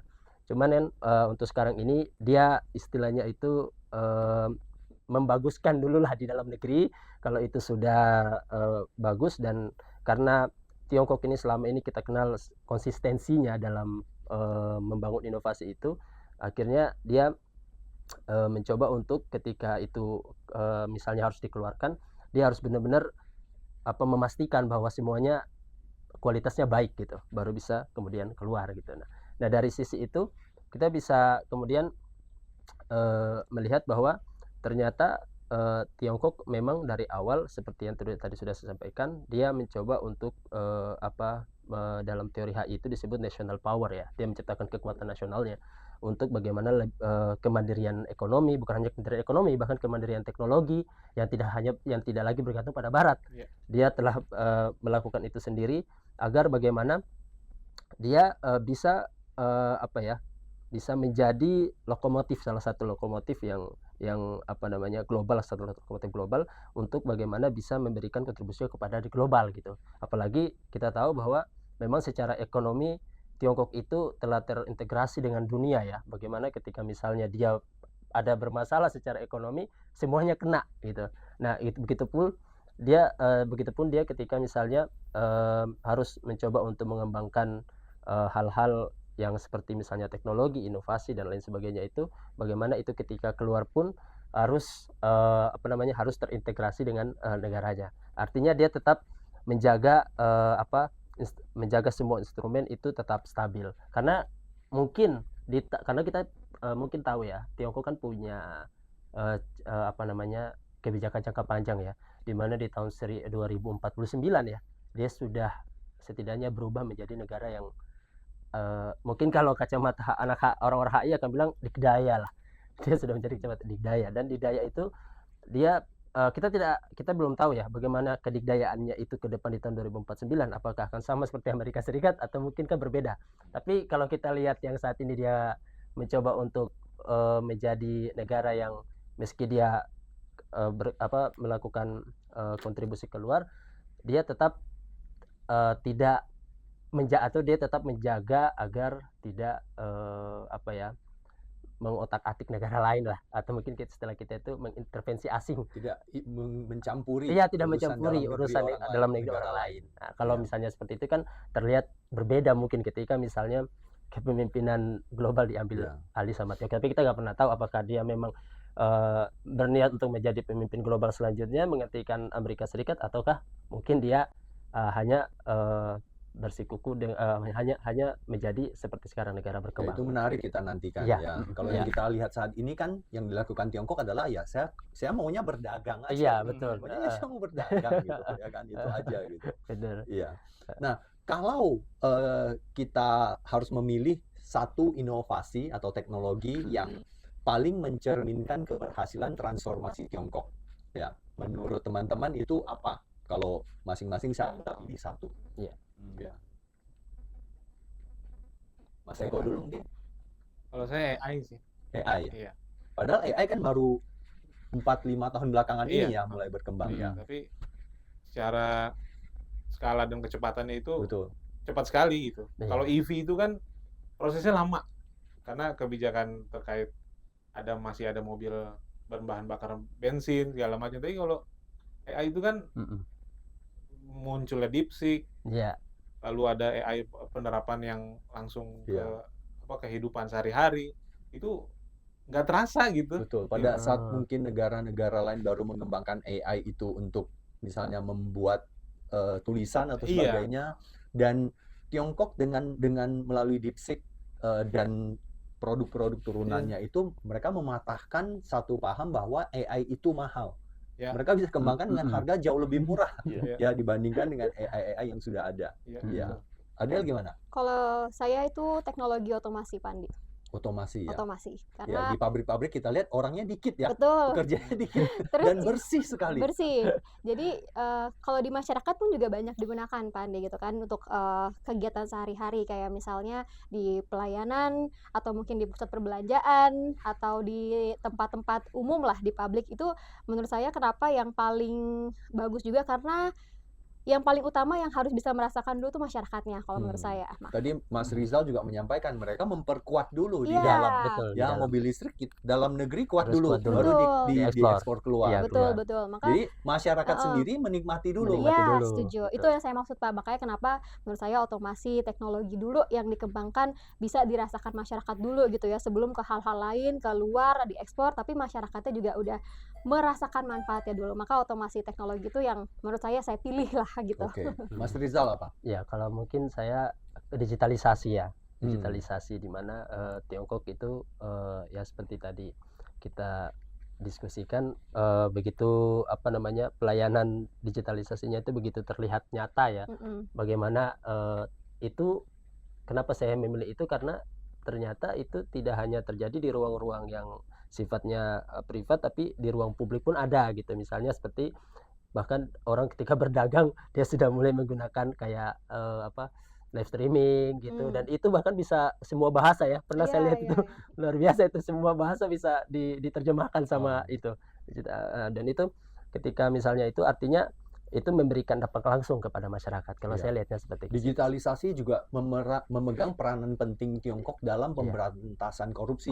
Ya, betul. Karena dengan digitalisasi terutama uang kalau udah transaksi digital semua itu kan semuanya tercatat. Ya tidak bisa ini gitu. Jadi pada awal-awalnya pemberantasan korupsi itu giat dilakukan melalui digitalisasi, pejabat yang korup itu kan mereka menyimpan uang-uang tunai. Jadi banyak pejabat yang tertangkap mereka punya rumah yang isinya uang tunai semua. Karena kalau digital itu kan tercatat. Dan kalau ada pejabat yang sedang dipantau ini apakah dia korupsi atau tidak, mereka tuh punya satu kartu semacam kartu debit ya, atau kartu ATM yang bisa dipakai untuk transaksi. Pada saat kartu ini digunakan untuk transaksi yang bukan peruntukannya, misalnya ini untuk kebutuhan Pemda atau apa gitu. Kalau dia pakai untuk transaksi pribadi, langsung muncul langsung Iya, jadi iya. bukti juga gitu. Iya. Jadi ini Betul. salah satu yang membuat pemberantasan korupsi di Tiongkok itu efektif gitu. Efektif, benar. Ya, Pak Endro apa kalau memilih salah satu teknologi atau inovasi yang mencerminkan keberhasilan transformasi Semua Tiongkok? penting ya sebetulnya ya. Jadi kan Iya, digitalisasi, digitalisasi. otomatisasi, Iya, AI ya. AI, robot. Penting semua ya, Pak. Sebetulnya kalau saya lebih cenderung ke teknologinya sudah pasti penting ya, tapi jauh lebih penting adalah mental orangnya Pak Andi. Kalau untuk di kita ya, Iya, betul. itu Ya. semua bisa Jadi dimanipulasi. bukan teknologi, bukan inovasi, justru adalah dari segi Mental manusianya. Manusianya, ya betul. Karena kalau bagaimanapun juga teknologi canggih, kalau mental manipulatif, Betul. Iya. semua itu bisa diatur Betul. gitu. Secanggih Betul. apapun satu sistem, kalau orang berniat untuk mencuri, pasti dia Iya. menemukan Pasti caranya. celahnya. Ya. Iya, Mhm. betul, betul. bukan berarti Iya. teknologi itu tidak penting, tapi lebih penting lagi adalah orang yang berada yang mengendalikan teknologi itu. Betul. Betul. Itu salah satu. Betul. Dan kualitas sumber daya manusianya. Iya. Disiplinnya mereka, ya, pengalaman juga. Mungkin kita ada beberapa teman-teman yang pernah bekerja sama dengan rekan-rekan dari Tiongkok gitu. Ya, mungkin saya lebih banyak gitu. Dan mungkin Ya. akan lebih mengerikan apabila teknologi itu dikuasai oleh orang-orang yang manipulatif tadi itu. Oh, Itu akan sangat disalahgunakan mengerikan. ya. Iya. Iya, betul, betul. Bagaimana face recognition ini, itu kan data biometrik kita semua. Iya, Itu betul. ada di tangan siapa data itu? Bisakah kita percayai orang pegang data itu? Betul, betul. Ya, itu satu faktor yang sangat penting. Penting. Iya. Ya, dari segi etos kerja juga kita lihat orang Tiongkok kenapa bisa berhasil ya, karena memang mereka satu disiplin, dua kerja keras. Iya. Ya, pada saat kita mungkin mengikuti acara di sana, ya, diinformasikan misalnya besok jam 8 pagi berangkat Iya. gitu. Ya kan, mereka paling telat jam 8 kurang 10 semuanya sudah di bis. Iya. Kalau kita mungkin 15 menit sebelumnya sudah iya, diwanti-wanti. Harus di semuanya tempat. sudah di bis jam 8 kurang 10 menit gitu. Iya. Kalau kita mungkin jam 8 kurang 5 baru mau turun dari atas Iya. gitu kan. Turun pun mungkin ngobrol dulu gitu. Ya, itu etos kerjanya Iya, gitu. betul. Ya, baik. Kita masuk ke yang berikutnya ya. Iya. Saya ingin membahas mengenai dunia yang mulai mengagumi sekaligus juga menjadi waspada Iya. terhadap Tiongkok ya, Tiongkok. terutama negara-negara yang mungkin selama ini menguasai bidang-bidang tertentu, Betul, merasa betul. akan tergantikan gitu Betul. ya. Jadi kemajuan Tiongkok tadi kita sebut tadi, Mas Rizal juga menyebutkan berguna atau dikembangkan untuk masyarakat atau negara sendiri dulu ya. betul. Tapi kenyataannya kita lihat kemajuannya itu tidak hanya mengubah Betul. negara Tiongkok itu sendiri, Iya. tetapi juga memengaruhi keseimbangan ekonomi, teknologi, bahkan geopolitik dunia saat Dunia. ini. Ya. Nah, di satu sisi banyak negara yang mengagumi keberhasilannya Tiongkok, Ya. tapi di sisi lain juga kan muncul banyak kekhawatiran gitu. Terutama yang saya sebut tadi, yang Iya. yang sebelumnya itu menguasai bidang-bidang Iya, tertentu. Nah, untuk Mas Eko sama Mas Rizal. Iya. Nah, mengapa kebangkitan Tiongkok sering dipandang sebagai tantangan strategis oleh negara-negara maju? Ya, khususnya tentu kita tahu Amerika Serikat, Iya. ya kan? Nah, apakah yang sesungguhnya diperebutkan adalah ekonomi, teknologi, pengaruh geopolitik atau kepemimpinan global? Tadi sudah sempat disinggung oleh Mas Rizal. Iya, Ya. betul. Mas Rizal dulu mungkin. Menurut saya justru ketika kita melihat ini dari kacamata yang lebih luas ya, terutama hubungan internasional, ketika kita lihat bahwa dalam perspektif ini kita melihat dulu dari dua sisi sebenarnya ya, dari perspektif Amerika Serikatnya di satu sisi dan perspektif Tiongkok di sisi yang lain gitu. Sebenarnya kita jika mengaca kepada hubungan internasional akan melihat bahwa sebenarnya di geopolitik global ini sebenarnya yang terjadi itu hanya dua hal ya. Sebenarnya antara the ruling power yaitu Amerika Serikat dengan the rising power yaitu Tiongkok. Nah, the ruling power itu cara pandangnya kita harus tahu bahwa mereka itu mencoba untuk senantiasa, karena mereka itu adalah pengatur, mereka sebagai pengatur, jadi mereka harus memberikan aturan-aturan yang selama ini berada dalam dominasi mereka gitu, dan itu tidak boleh keluar. Artinya dominasi mereka itu artinya ketika ada yang mencoba untuk balance atau coba untuk seimbang dengannya, nah itu ada konsekuensi atau sanksi yang harus mereka hadapi gitu. Nah itu cara berpikir dari ruling power tuh. Nah, kalau kita sedangkan di rising power cara berpikirnya ya enggak, saya kan mencoba untuk selalu mengembangkan diri, mengembangkan negara saya gitu loh. Saya tidak berpikir mau besok jadi pemimpin global atau enggak, saya enggak berpikir ke situ. Saya penting saya selalu berinovasi, saya melakukan apa yang menurut saya itu baik bagi negara saya dan itu mencoba dan itu memberikan dampak positif terhadap masyarakat saya, ya saya akan lakukan gitu. Nah, makanya cara di rising power untuk meyakinkan the ruling power adalah ya saya tidak akan pernah menjadi sepertimu. Saya tidak akan pernah melampauimu atau saya tidak akan pernah saya tidak akan pernah menjadi mencoba untuk memberikan apa ya istilahnya itu ya perlawanan lah ya benar perlawanan yang konfrontatif lah gitu ya untuk memberikan benturan yang keras atau mungkin dalam istilah kita pernah dengar the clash of civilization gitu ya benturan peradaban gitu antara peradaban dengan peradaban itu gitu. Nah dia ya, meyakinkan dengan cara seperti itu. Nah ketika misalnya pun sedangkan kita tahu bahwa ternyata Amerika Serikat dengan Tiongkok itu mereka juga kerjasamanya cukup besar gitu ya, terutama dalam hal perdagangan gitu. Nah dengan cara begitulah untuk tetap menjaga keseimbangan itu, karena kalau tidak seperti itu konflik akan selalu terjadi gitu. Jadi harus ada kerjasama. Dengan demikian stabilitas global itu masih bisa terus diawasi, terutama oleh the ruling power gitu ya, terutama oleh Amerika Serikat. Nah, apa yang terjadi juga dengan Tiongkok adalah mereka mencoba untuk memberi ruang lain kepada dunia bahwa sebenarnya yang mereka lagi tempuh itu adalah sistem multipolar yang sebenarnya untuk menjadi keseimbangan bagi unipolar. Nah, cara berpikir ruling power kan unipolar sebenarnya. Sedangkan cara berpikir rising power itu multipolar. Bagaimana dia senantiasa membuka kerang sebesar-besarnya untuk kerjasama global gitu. Sedangkan ruling power, oke, kamu membuka kerjasama, tapi ingat ya kamu punya batasan-batasan yang harus terus kamu ingat gitu. Jangan kamu melampaui ini. Saya selama ini dominasi di sini, tapi ya dominasi saya ini jangan sampai kamu lewatin gitu. Nah, ketika itu lewatin, akhirnya dibuatlah Amerika Serikat dengan sanksi-sanksi ya. Makanya kan Tiongkok selalu dapat sanksi kan dari Amerika, bahkan perang dagang gitu ya mereka antara Tiongkok dan Amerika Serikat gitu. Nah, mungkin dari sisi itu sih, Pak. Ya karena memang bagi negara yang punya posisi sebagai the ruling power itu, Betul. the rising power ini adalah ancaman. Betul, adalah ancaman. Cepat atau lambat dia akan menjadi ancaman. Menjadi Meskipun ancaman. pada prakteknya memang Tiongkok saya tetap aja dengan jalan saya kok. Betul. Saya nggak akan mengusik siapapun juga. Gitu. Ya betul. Ya lebih lihatnya ke arah situ sih, Pak. Jadi Amerika dan Tiongkok ini mereka punya kerjasama yang erat, tapi juga bersaing. Bersaing, Ya, betul. jadi memang ini hubungan yang cukup unik lah. Unik ya. Tapi dengan adanya kita bilang clash antara dua kekuatan Betul. ini, ya dunia juga terpengaruh. Ya. Betul. Ya. Pada saat Amerika menaikkan tarif dan sebagainya, ya dunia juga merasakan. Ya. benar. Ya. Mas Eko gimana? Ya kalau saya mau coba tawarkan perspektif berbeda gitu ya. Dalam arti gini, tadi Pak Rizal sudah menjelaskan tentang ya the ruling power dan the rising power tadi. Ya, Tapi sebenarnya kan titik kritisnya itu bagaimana melihat atau respon negara-negara, kalau kita sebut negara-negara berkecil atau berkembang, merespon kemajuan Tiongkok itu. Gitu. Jadi apa yang saya lihat selama ini, yang saya lihat di permukaan, perubahan dari unipolar ke multipolar itu memang terasa. Iya. Dalam arti dunia lebih mengarah ke Tiongkok, gitu.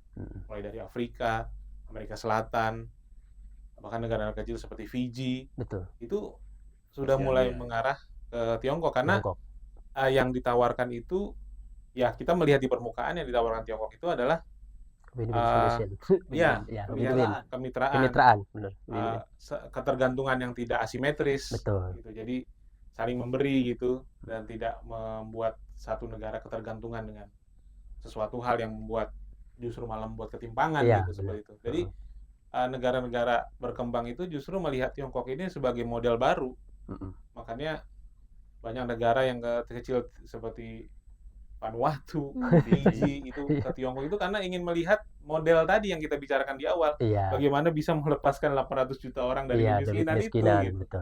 Sementara apa yang diajarkan Barat menurut mereka hanya ketergantungan Iya, aja betul. gitu. Tidak ada perubahan Tidak ada, drastis iya, betul. dari apa yang Barat lakukan gitu. Yang ada hanya eksploitasi Eksploitasi. segala macam. Ya di permukaan sejauh ini saya melihat itu gitu. Iya. Dalam arti kita juga harus melihat bagaimana respon negara-negara berkembang melihat kemajuan Tiongkok gitu. Tiongkok.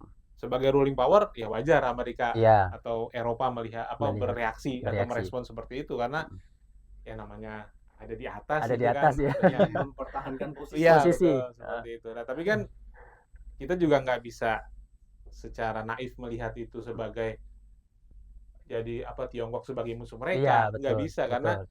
pada kenyataan di lapangan Jerman Bekerja tetap, sama. Jerman Iya. tetap punya investasi besar di Iya, di Tiongkok. Eropa juga punya investasi besar di Tiongkok gitu. Jadi Betul. ini semacam ya kalau kita bilang ya Permainan dinamika negara-negara. Iya. hubungan aja gitu. Iya, betul. Tidak ada yang mengarah ke yang mungkin bayangan orang Konflik konflik apa yang gitu ya. tajam seperti Iya, itu betul, gitu. betul. Tapi Iya. lebih ya namanya teman yang satu lagi Lagi naik, bagus, naik lagi gitu. naik ya udah kita Jadi, semangatin dah. agak bagaimana gitu. Iya. Tapi balik lagi saya melihat bagaimana respon negara-negara berkembang melihat Tiongkok dan menjadikan Tiongkok sebagai paradigma baru gitu Iya, untuk betul. pembangunan terutama. Betul. Mungkin itu, Pak. Kita lihat jelas kan di prakarsa dan jalan, Iya. Iya. keanggotaan BRICS, BRICS, itu juga kan. Ya. Baik. Pak Endro sama Mbak Adel, dari pengetahuan Anda atau pengalaman Anda berinteraksi dengan masyarakat dan juga media di Tiongkok, ya. Iya.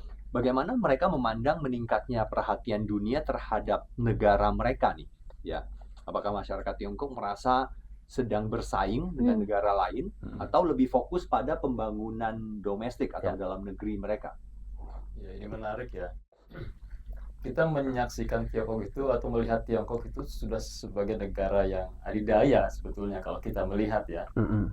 Tapi saya pernah bicara secara personal dengan orang Tiongkoknya sendiri bahwa mereka tuh kami sebagai orang Tiongkok sendiri merasa tidak pernah mengklaim bahwa kami ini negara maju.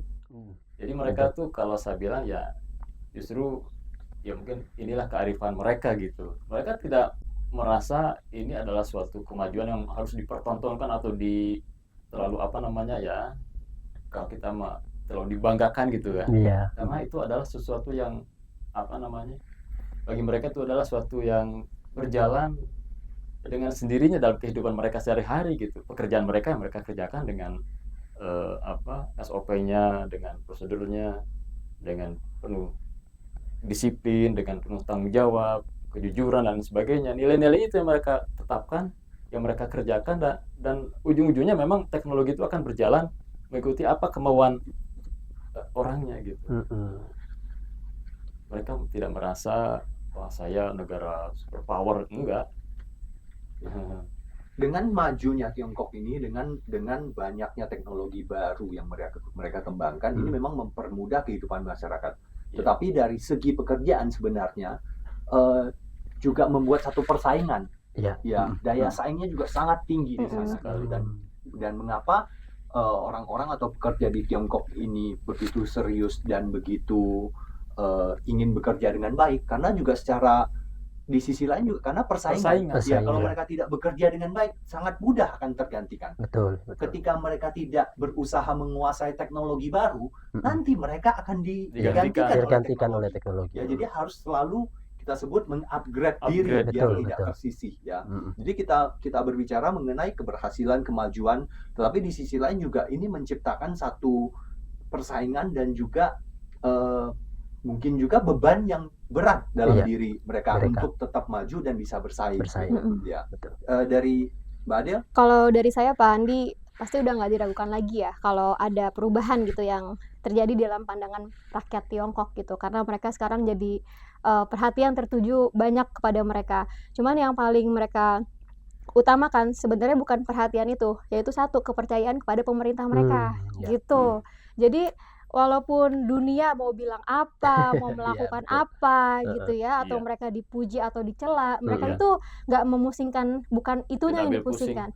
Tapi mereka tetap percaya pada kekuatan negaranya, sama partainya, sama kepemimpinannya, sama militernya. Mereka sangat bangga gitu ya. Kita kan juga pernah menyaksikan parade militer di waktu itu ya di Hari Nasional Tiongkok. Nah, di situ juga saya coba tanya ya sama rekan siaran saya, gimana perasaannya sekarang Tiongkok canggih gitu ya. Bahkan Iri dua, deh dua gitu. di antara rekan siarannya kita kan itu menjadi penerjemah Betul, di, betul. di headsetnya Pak Presiden Prabowo. Mm-mm. Luar biasa. Betul, betul.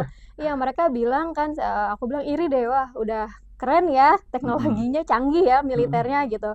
Jadi mereka bilang iya kami juga sangat bangga gitu, nggak takut lah negara lain mau apa begitu. Iya. Mereka ya itu kepercayaan terhadap pemerintah Iya. itu juga salah satu aspek penting ketika suatu negara ingin negaranya maju, Iya, dan ingin negaranya kepercayaannya berkembang. kepercayaannya itu tinggi ya di sana ya. Tinggi. Padahal itu masyarakat Tiongkok itu kan banyak sekali ya. Mm-mm. Tapi mereka bisa Miliar. satu suara itu pasti juga nggak mudah Iya, gitu. betul, betul. Jadi mereka tuh bukan ambil pusing soal pandangan negara lain terhadap mereka. Mm-mm. Selama mereka meyakini pemerintah mereka ini akan membawa mereka ke Bekerja untuk arah Betul. betul bekerja untuk rakyat, Rakyat. mereka akan dukung, mereka support dan mereka juga akan Loyal. loyal dan Betul. memberikan yang terbaik juga.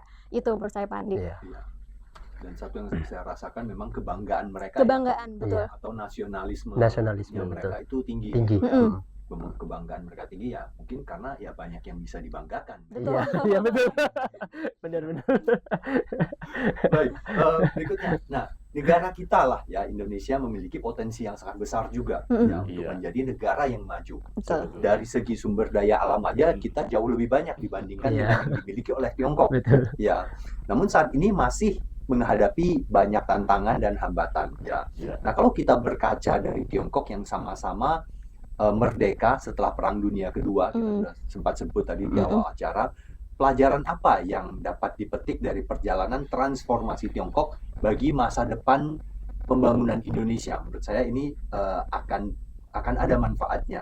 Ya, nah setelah melihat langsung perkembangan di Tiongkok, Mbak Adel dan Pak Endro, ya, pelajaran apa yang menurut Anda paling relevan untuk diterapkan di Indonesia, khususnya dalam membangun sumber daya manusia yang berkualitas dan juga meningkatkan budaya kerja? Ya, jadi kalau yang relevan untuk membangun kualitas sumber daya manusia dan budaya kerja Pak Andi ya. Jadi ini kembali lagi saya pikir ini adalah modal yang paling mendasar Pak Andi. Jadi kalau kita ingin membangun kualitas SDM ya kita lihat bagaimana orang Tiongkok bekerja. Mungkin kita bisa mencontoh bagaimana cara mereka waktu mendirikan stasiun-stasiun kereta cepat di Indonesia kan, bagaimana cara mereka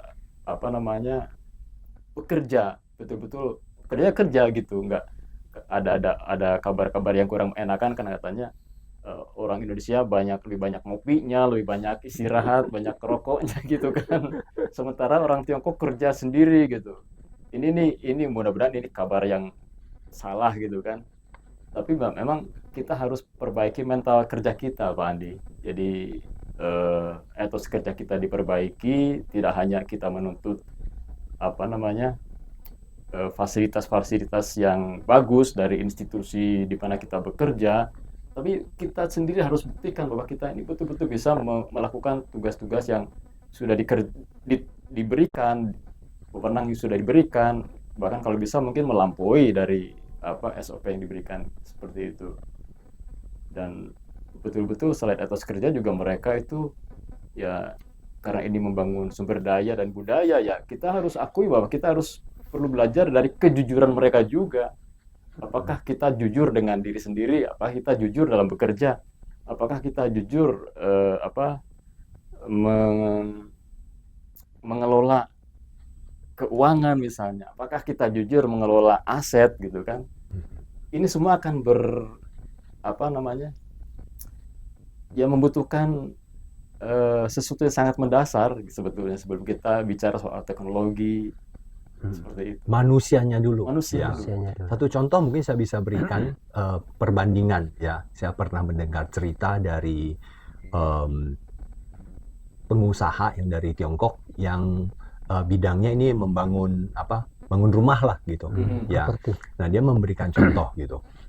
Dia sempat berusaha di Indonesia, di Tiongkok juga membandingkan tukang ya, kerja tukang kita. Kalau di Tiongkok misalnya mulai kerja itu jam 8. Yeah. Ya. Jam 7 tukangnya sudah datang. Hmm. Jam 7 datang kan, tukang itu biasa datang perlu ganti baju, mempersiapkan alat, Iya. bahkan mungkin sarapan dulu. Iya. Jam 7 mereka datang, persiapan-persiapan segala macam. Jam 8 kerja, Siap. benar-benar kerja gitu. Iya. Kalau di negara kita ya, atau mungkin bukan di negara kita juga lah, dikit lah di negara kita yang begitu gitu ya. Jam 8 mulai kerja gitu ya. Setengah 10 baru datang. Jam 10 mulai kerja. Ya. Setengah 12 siap-siap mau makan Istirahat. siang. Ya. Ya ini cerita lucu, mungkin agak berlebihan juga gitu ya. Ya, tapi kalau di sana tukangnya ya jam 12 makan siang, dia jam 12 benar-benar pergi makan siang.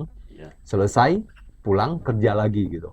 Ya, selesai kerja jam 5, benar-benar jam 5 baru selesai kerja dan siap-siap pulang gitu. Nah, kalau di negara yang sempat dia berusaha, jam 5 seharusnya selesai kerja, jam setengah 3 sudah siap-siap. Sudah ngopi, sudah ganti baju. Ya. Terus kalau komplain ada kerusakan atau kekurangan gitu, ya. Mungkin tukang ini dia hari itu kita komplain, besok dia ada kerja di tempat lain. Ya, jam 8 mungkin dia mulai kerja tempat lain, ya. Jam 6 dia datang ke tempat kita untuk menyelesaikan komplain yang kemarin. Iya. Ya. Kalau di negara satu lagi katanya, hari ini kita komplain, mungkin 2 minggu kemudian baru orangnya datang. Oh. Ya, apalagi kalau yang sudah dibayar gitu. Ya. Nah, ini etos kerja yang sangat basic, ya. Iya. Sangat mendasar. Dari kecepatan kerja, kecepatan merespon keluhan itu juga, ya ini mentalnya orang memang yang seperti yang disampaikan oleh Pak Endro. Ya. Mbak Adel gimana menurut kamu? Kalau dari pengamatan saya selama di Tiongkok gitu ya, di acara Guangzhou itu ada beberapa nilai yang cukup menonjol Pandi. Termasuk tadi apa yang disampaikan Pak Endro sama Pak Andi juga. Yang pertama adalah disiplin terhadap waktu.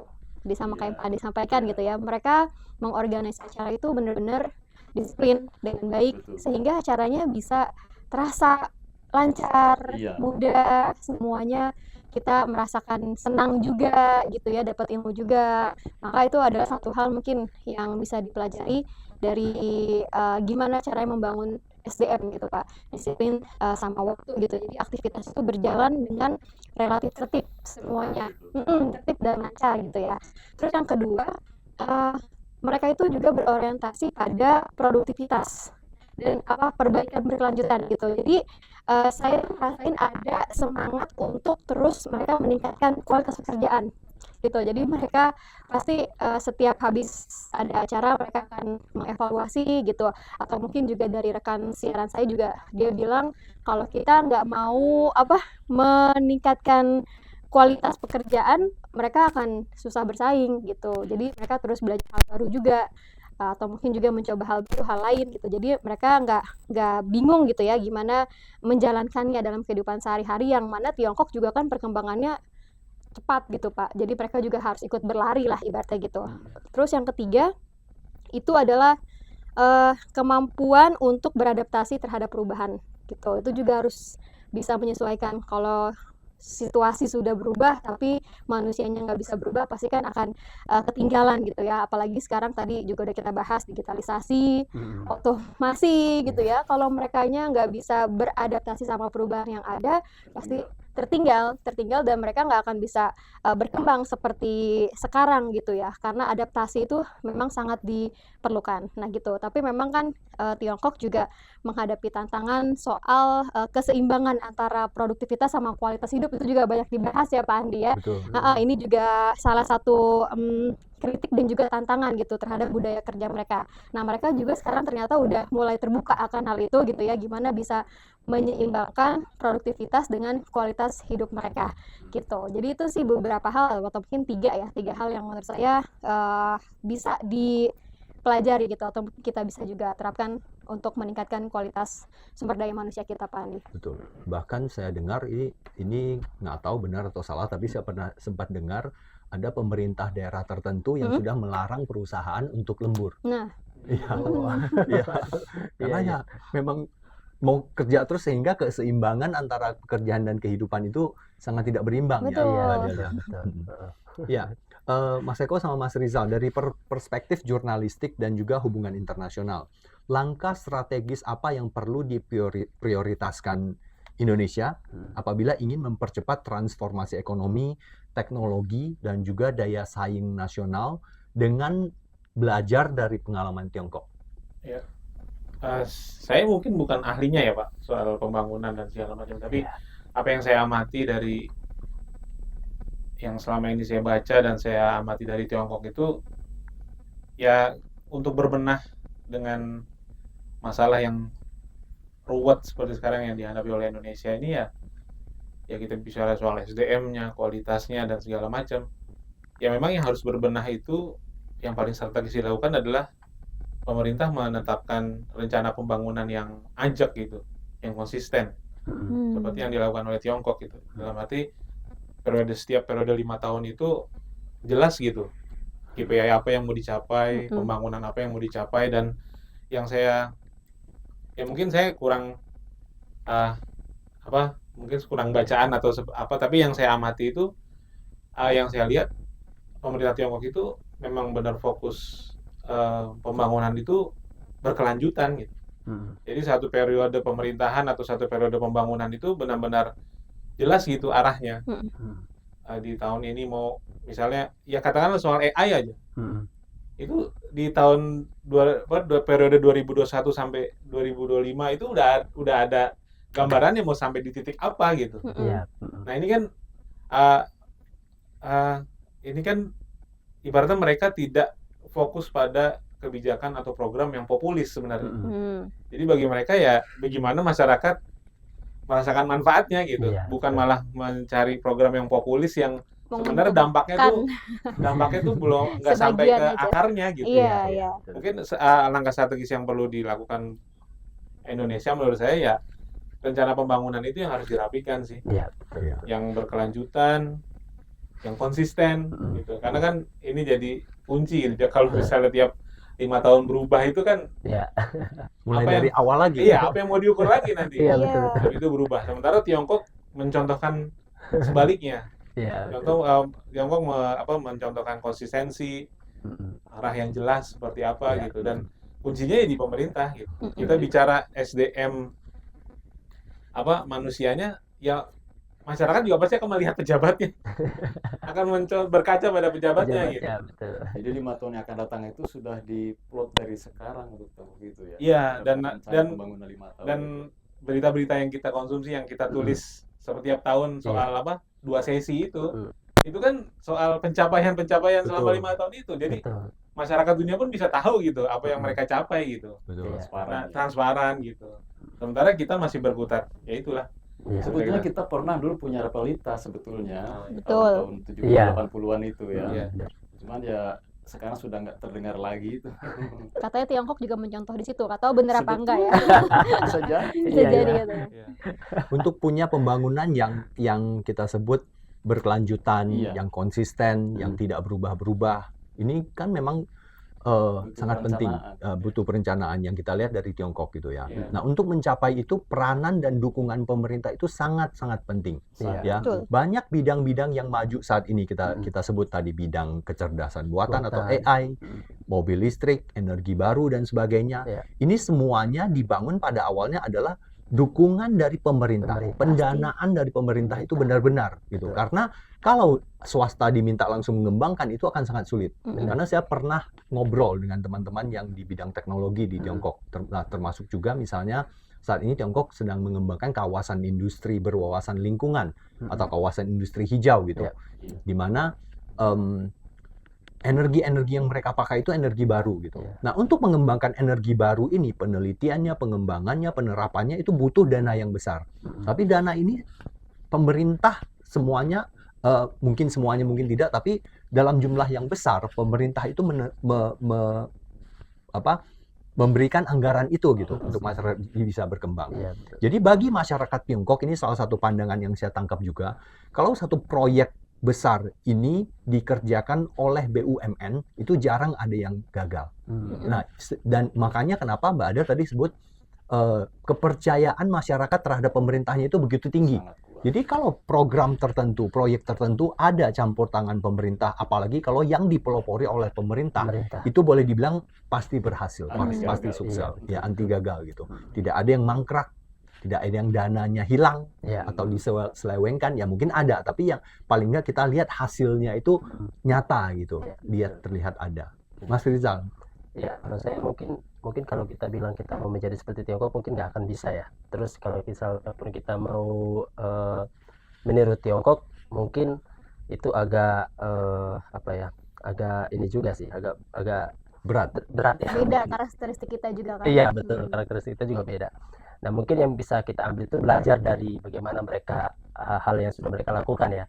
Seperti halnya inovasi yang mereka sudah lakukan dan lain sebagainya.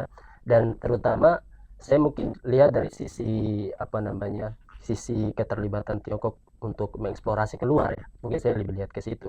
Bagaimana sebenarnya kita harus mempelajari itu gitu.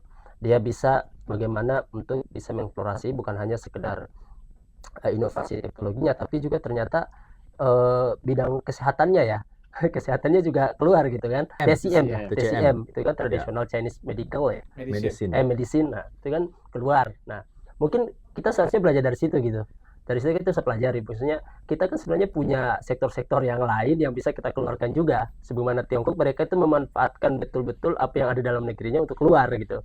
Nah kita mungkin bisa pelajari itu bagaimana cara Tiongkok bisa mengeksplorasi keluar sektor-sektor pentingnya atau sektor yang selama ini mereka kembangkan, dan itu bisa membawa citra mereka lebih baik keluar gitu. Dan akhirnya kan negara-negara akhirnya melihat Tiongkok tidak lagi melihat seperti Tiongkok di tahun 1970-an yang terisolasi dan lain sebagainya, karena mereka sudah memperkenalkan itu semuanya, bahkan pariwisata dan lain sebagainya. Nah kita juga sebenarnya bisa melakukan itu di sektor itu aja sebenarnya. Kalau saya lihat lebih ke intinya sih ya kalau untuk ke luar gitu. Iya, baik. Sebelum kita akhiri, ya, begini yang terakhir. Dalam satu kalimat, bagaimana teman-teman menggambarkan perjalanan transformasi Tiongkok dari negara yang miskin hingga menjadi salah satu negara yang paling diperhitungkan di dunia saat ini? Mbak Adia dulu mungkin. Oke, baik. Jadi perjalanan Tiongkok membuktikan Pak Andi bahwa tadi apa yang sudah kita diskusikan ya, mulai dari pembangunan yang Mas Eko bilang terencana, plannya selama 5 tahun, atau pembangunan lain yang sudah direncanakan, kemudian dengan adanya kapasitas negara dan pemerintahan yang kuat gitu ya, atau state capacity-nya itu mampu, dan juga yang terakhir adalah strategi industrialisasi yang konsisten, itu juga konsisten, itu dapat menghasilkan transformasi ekonomi yang luar biasa yang bahkan kita mungkin dulu belum pernah bayangkan sebelumnya. Itu Pak Adi. Mas Eko. Mungkin menyimpulkannya transformasi itu terarah, konsisten, berwawasan ke depan, dan berkelanjutan. Ya. Ini. Ya. Pak Endro. Belajarlah dari Tiongkok. Gitu aja. Ya, kalau saya mungkin satu kalimat, kesolidan masyarakat dengan pemerintah luar biasa gitu. Solid gitu ya. Solid. Solid itu. Oke, baik. Ya, terima kasih teman-teman Barata Online. Terima kasih, Pak Andi. Terima kasih Pak Andi. Pemirsa dan pendengar dimanapun Anda berada, dari perbincangan hari ini kita dapat melihat bahwa transformasi Tiongkok bukanlah sebuah proses yang terjadi dalam semalam. Perjalanan tersebut merupakan hasil dari proses panjang yang penuh tantangan, dimulai dari kondisi kemiskinan, keterbatasan sumber daya, hingga berbagai persoalan pembangunan yang pernah dihadapi negara tersebut. Namun melalui transformasi ekonomi, pemberantasan korupsi, pembangunan infrastruktur, investasi besar dalam pendidikan, penguasaan ilmu pengetahuan dan teknologi, serta konsistensi kebijakan jangka panjang, Tiongkok berhasil melakukan salah satu transformasi pembangunan terbesar dalam sejarah modern. Keberhasilan tersebut tentu tidak dapat dilepaskan dari berbagai faktor yang saling berkaitan, mulai dari perubahan pola pikir masyarakat yang semakin menghargai pendidikan, inovasi, disiplin, dan kerja keras, hingga peran pemerintah dalam merancang arah pembangunan nasional yang berorientasi pada tujuan jangka panjang. Perpaduan antara kualitas sumber daya manusia, kemampuan beradaptasi terhadap perubahan global, dan strategi pembangunan yang konsisten menjadi bagian penting dari perjalanan transformasi tersebut. Di sisi lain, kebangkitan Tiongkok juga membawa dampak yang jauh melampaui batas negaranya sendiri. perkembangan ekonomi dan teknologi Tiongkok telah mengubah peta perdagangan dunia, mempercepat persaingan inovasi, serta mempengaruhi dinamika hubungan internasional. Bagi sebagian negara, kebangkitan ini membuka peluang baru untuk kerjasama ekonomi dan pembangunan. Namun bagi sebagian lainnya, terutama negara-negara yang selama ini mendominasi ekonomi dan teknologi global, perubahan tersebut menghadirkan tantangan baru dalam menjaga posisi dan pengaruhnya. Bagi Indonesia, pengalaman Tiongkok tentu tidak harus dipandang sebagai model yang harus ditiru secara utuh. Setiap negara memiliki sejarah, budaya, dan sistem politik, serta tantangan pembangunan yang berbeda. Namun perjalanan Tiongkok memberikan banyak pelajaran berharga mengenai pentingnya memiliki visi jangka panjang, membangun kualitas sumber daya manusia, memperkuat riset dan inovasi, menciptakan nilai tambah melalui industrialisasi, serta menjaga konsistensi pembangunan lintas generasi. Pada akhirnya, kisah transformasi Tiongkok mengajarkan bahwa kemajuan sebuah bangsa tidak hanya ditentukan oleh besarnya sumber daya alam atau jumlah penduduk, tetapi juga oleh kualitas manusianya, kemampuan menyusun strategi pembangunan yang berkelanjutan, serta kemauan kolektif untuk terus belajar, berinovasi, dan beradaptasi terhadap perubahan zaman. Kami mengucapkan terima kasih pada seluruh narasumber yang sudah hadir, yang berbagi pengalaman, pemikiran, dan analisanya dalam diskusi hari ini. Semoga dialog ini dapat memberikan wawasan yang lebih komprehensif mengenai bagaimana Tiongkok bertransformasi dari negara yang pernah menghadapi kemiskinan menjadi salah satu kekuatan ekonomi dan teknologi yang paling berpengaruh di dunia, sekaligus menjadi bahan refleksi bagi Indonesia dalam merancang arah pembangunan di masa depan. Saya Andi Chu mewakili seluruh tim Barata Online yang bertugas mengucapkan terima kasih atas perhatian Anda. Jangan lupa untuk terus mengikuti Forum Barata yang akan menghadirkan berbagai tema strategis mengenai perkembangan Indonesia, Tiongkok, dan dinamika global. Salam sejahtera untuk kita semua dan sampai jumpa.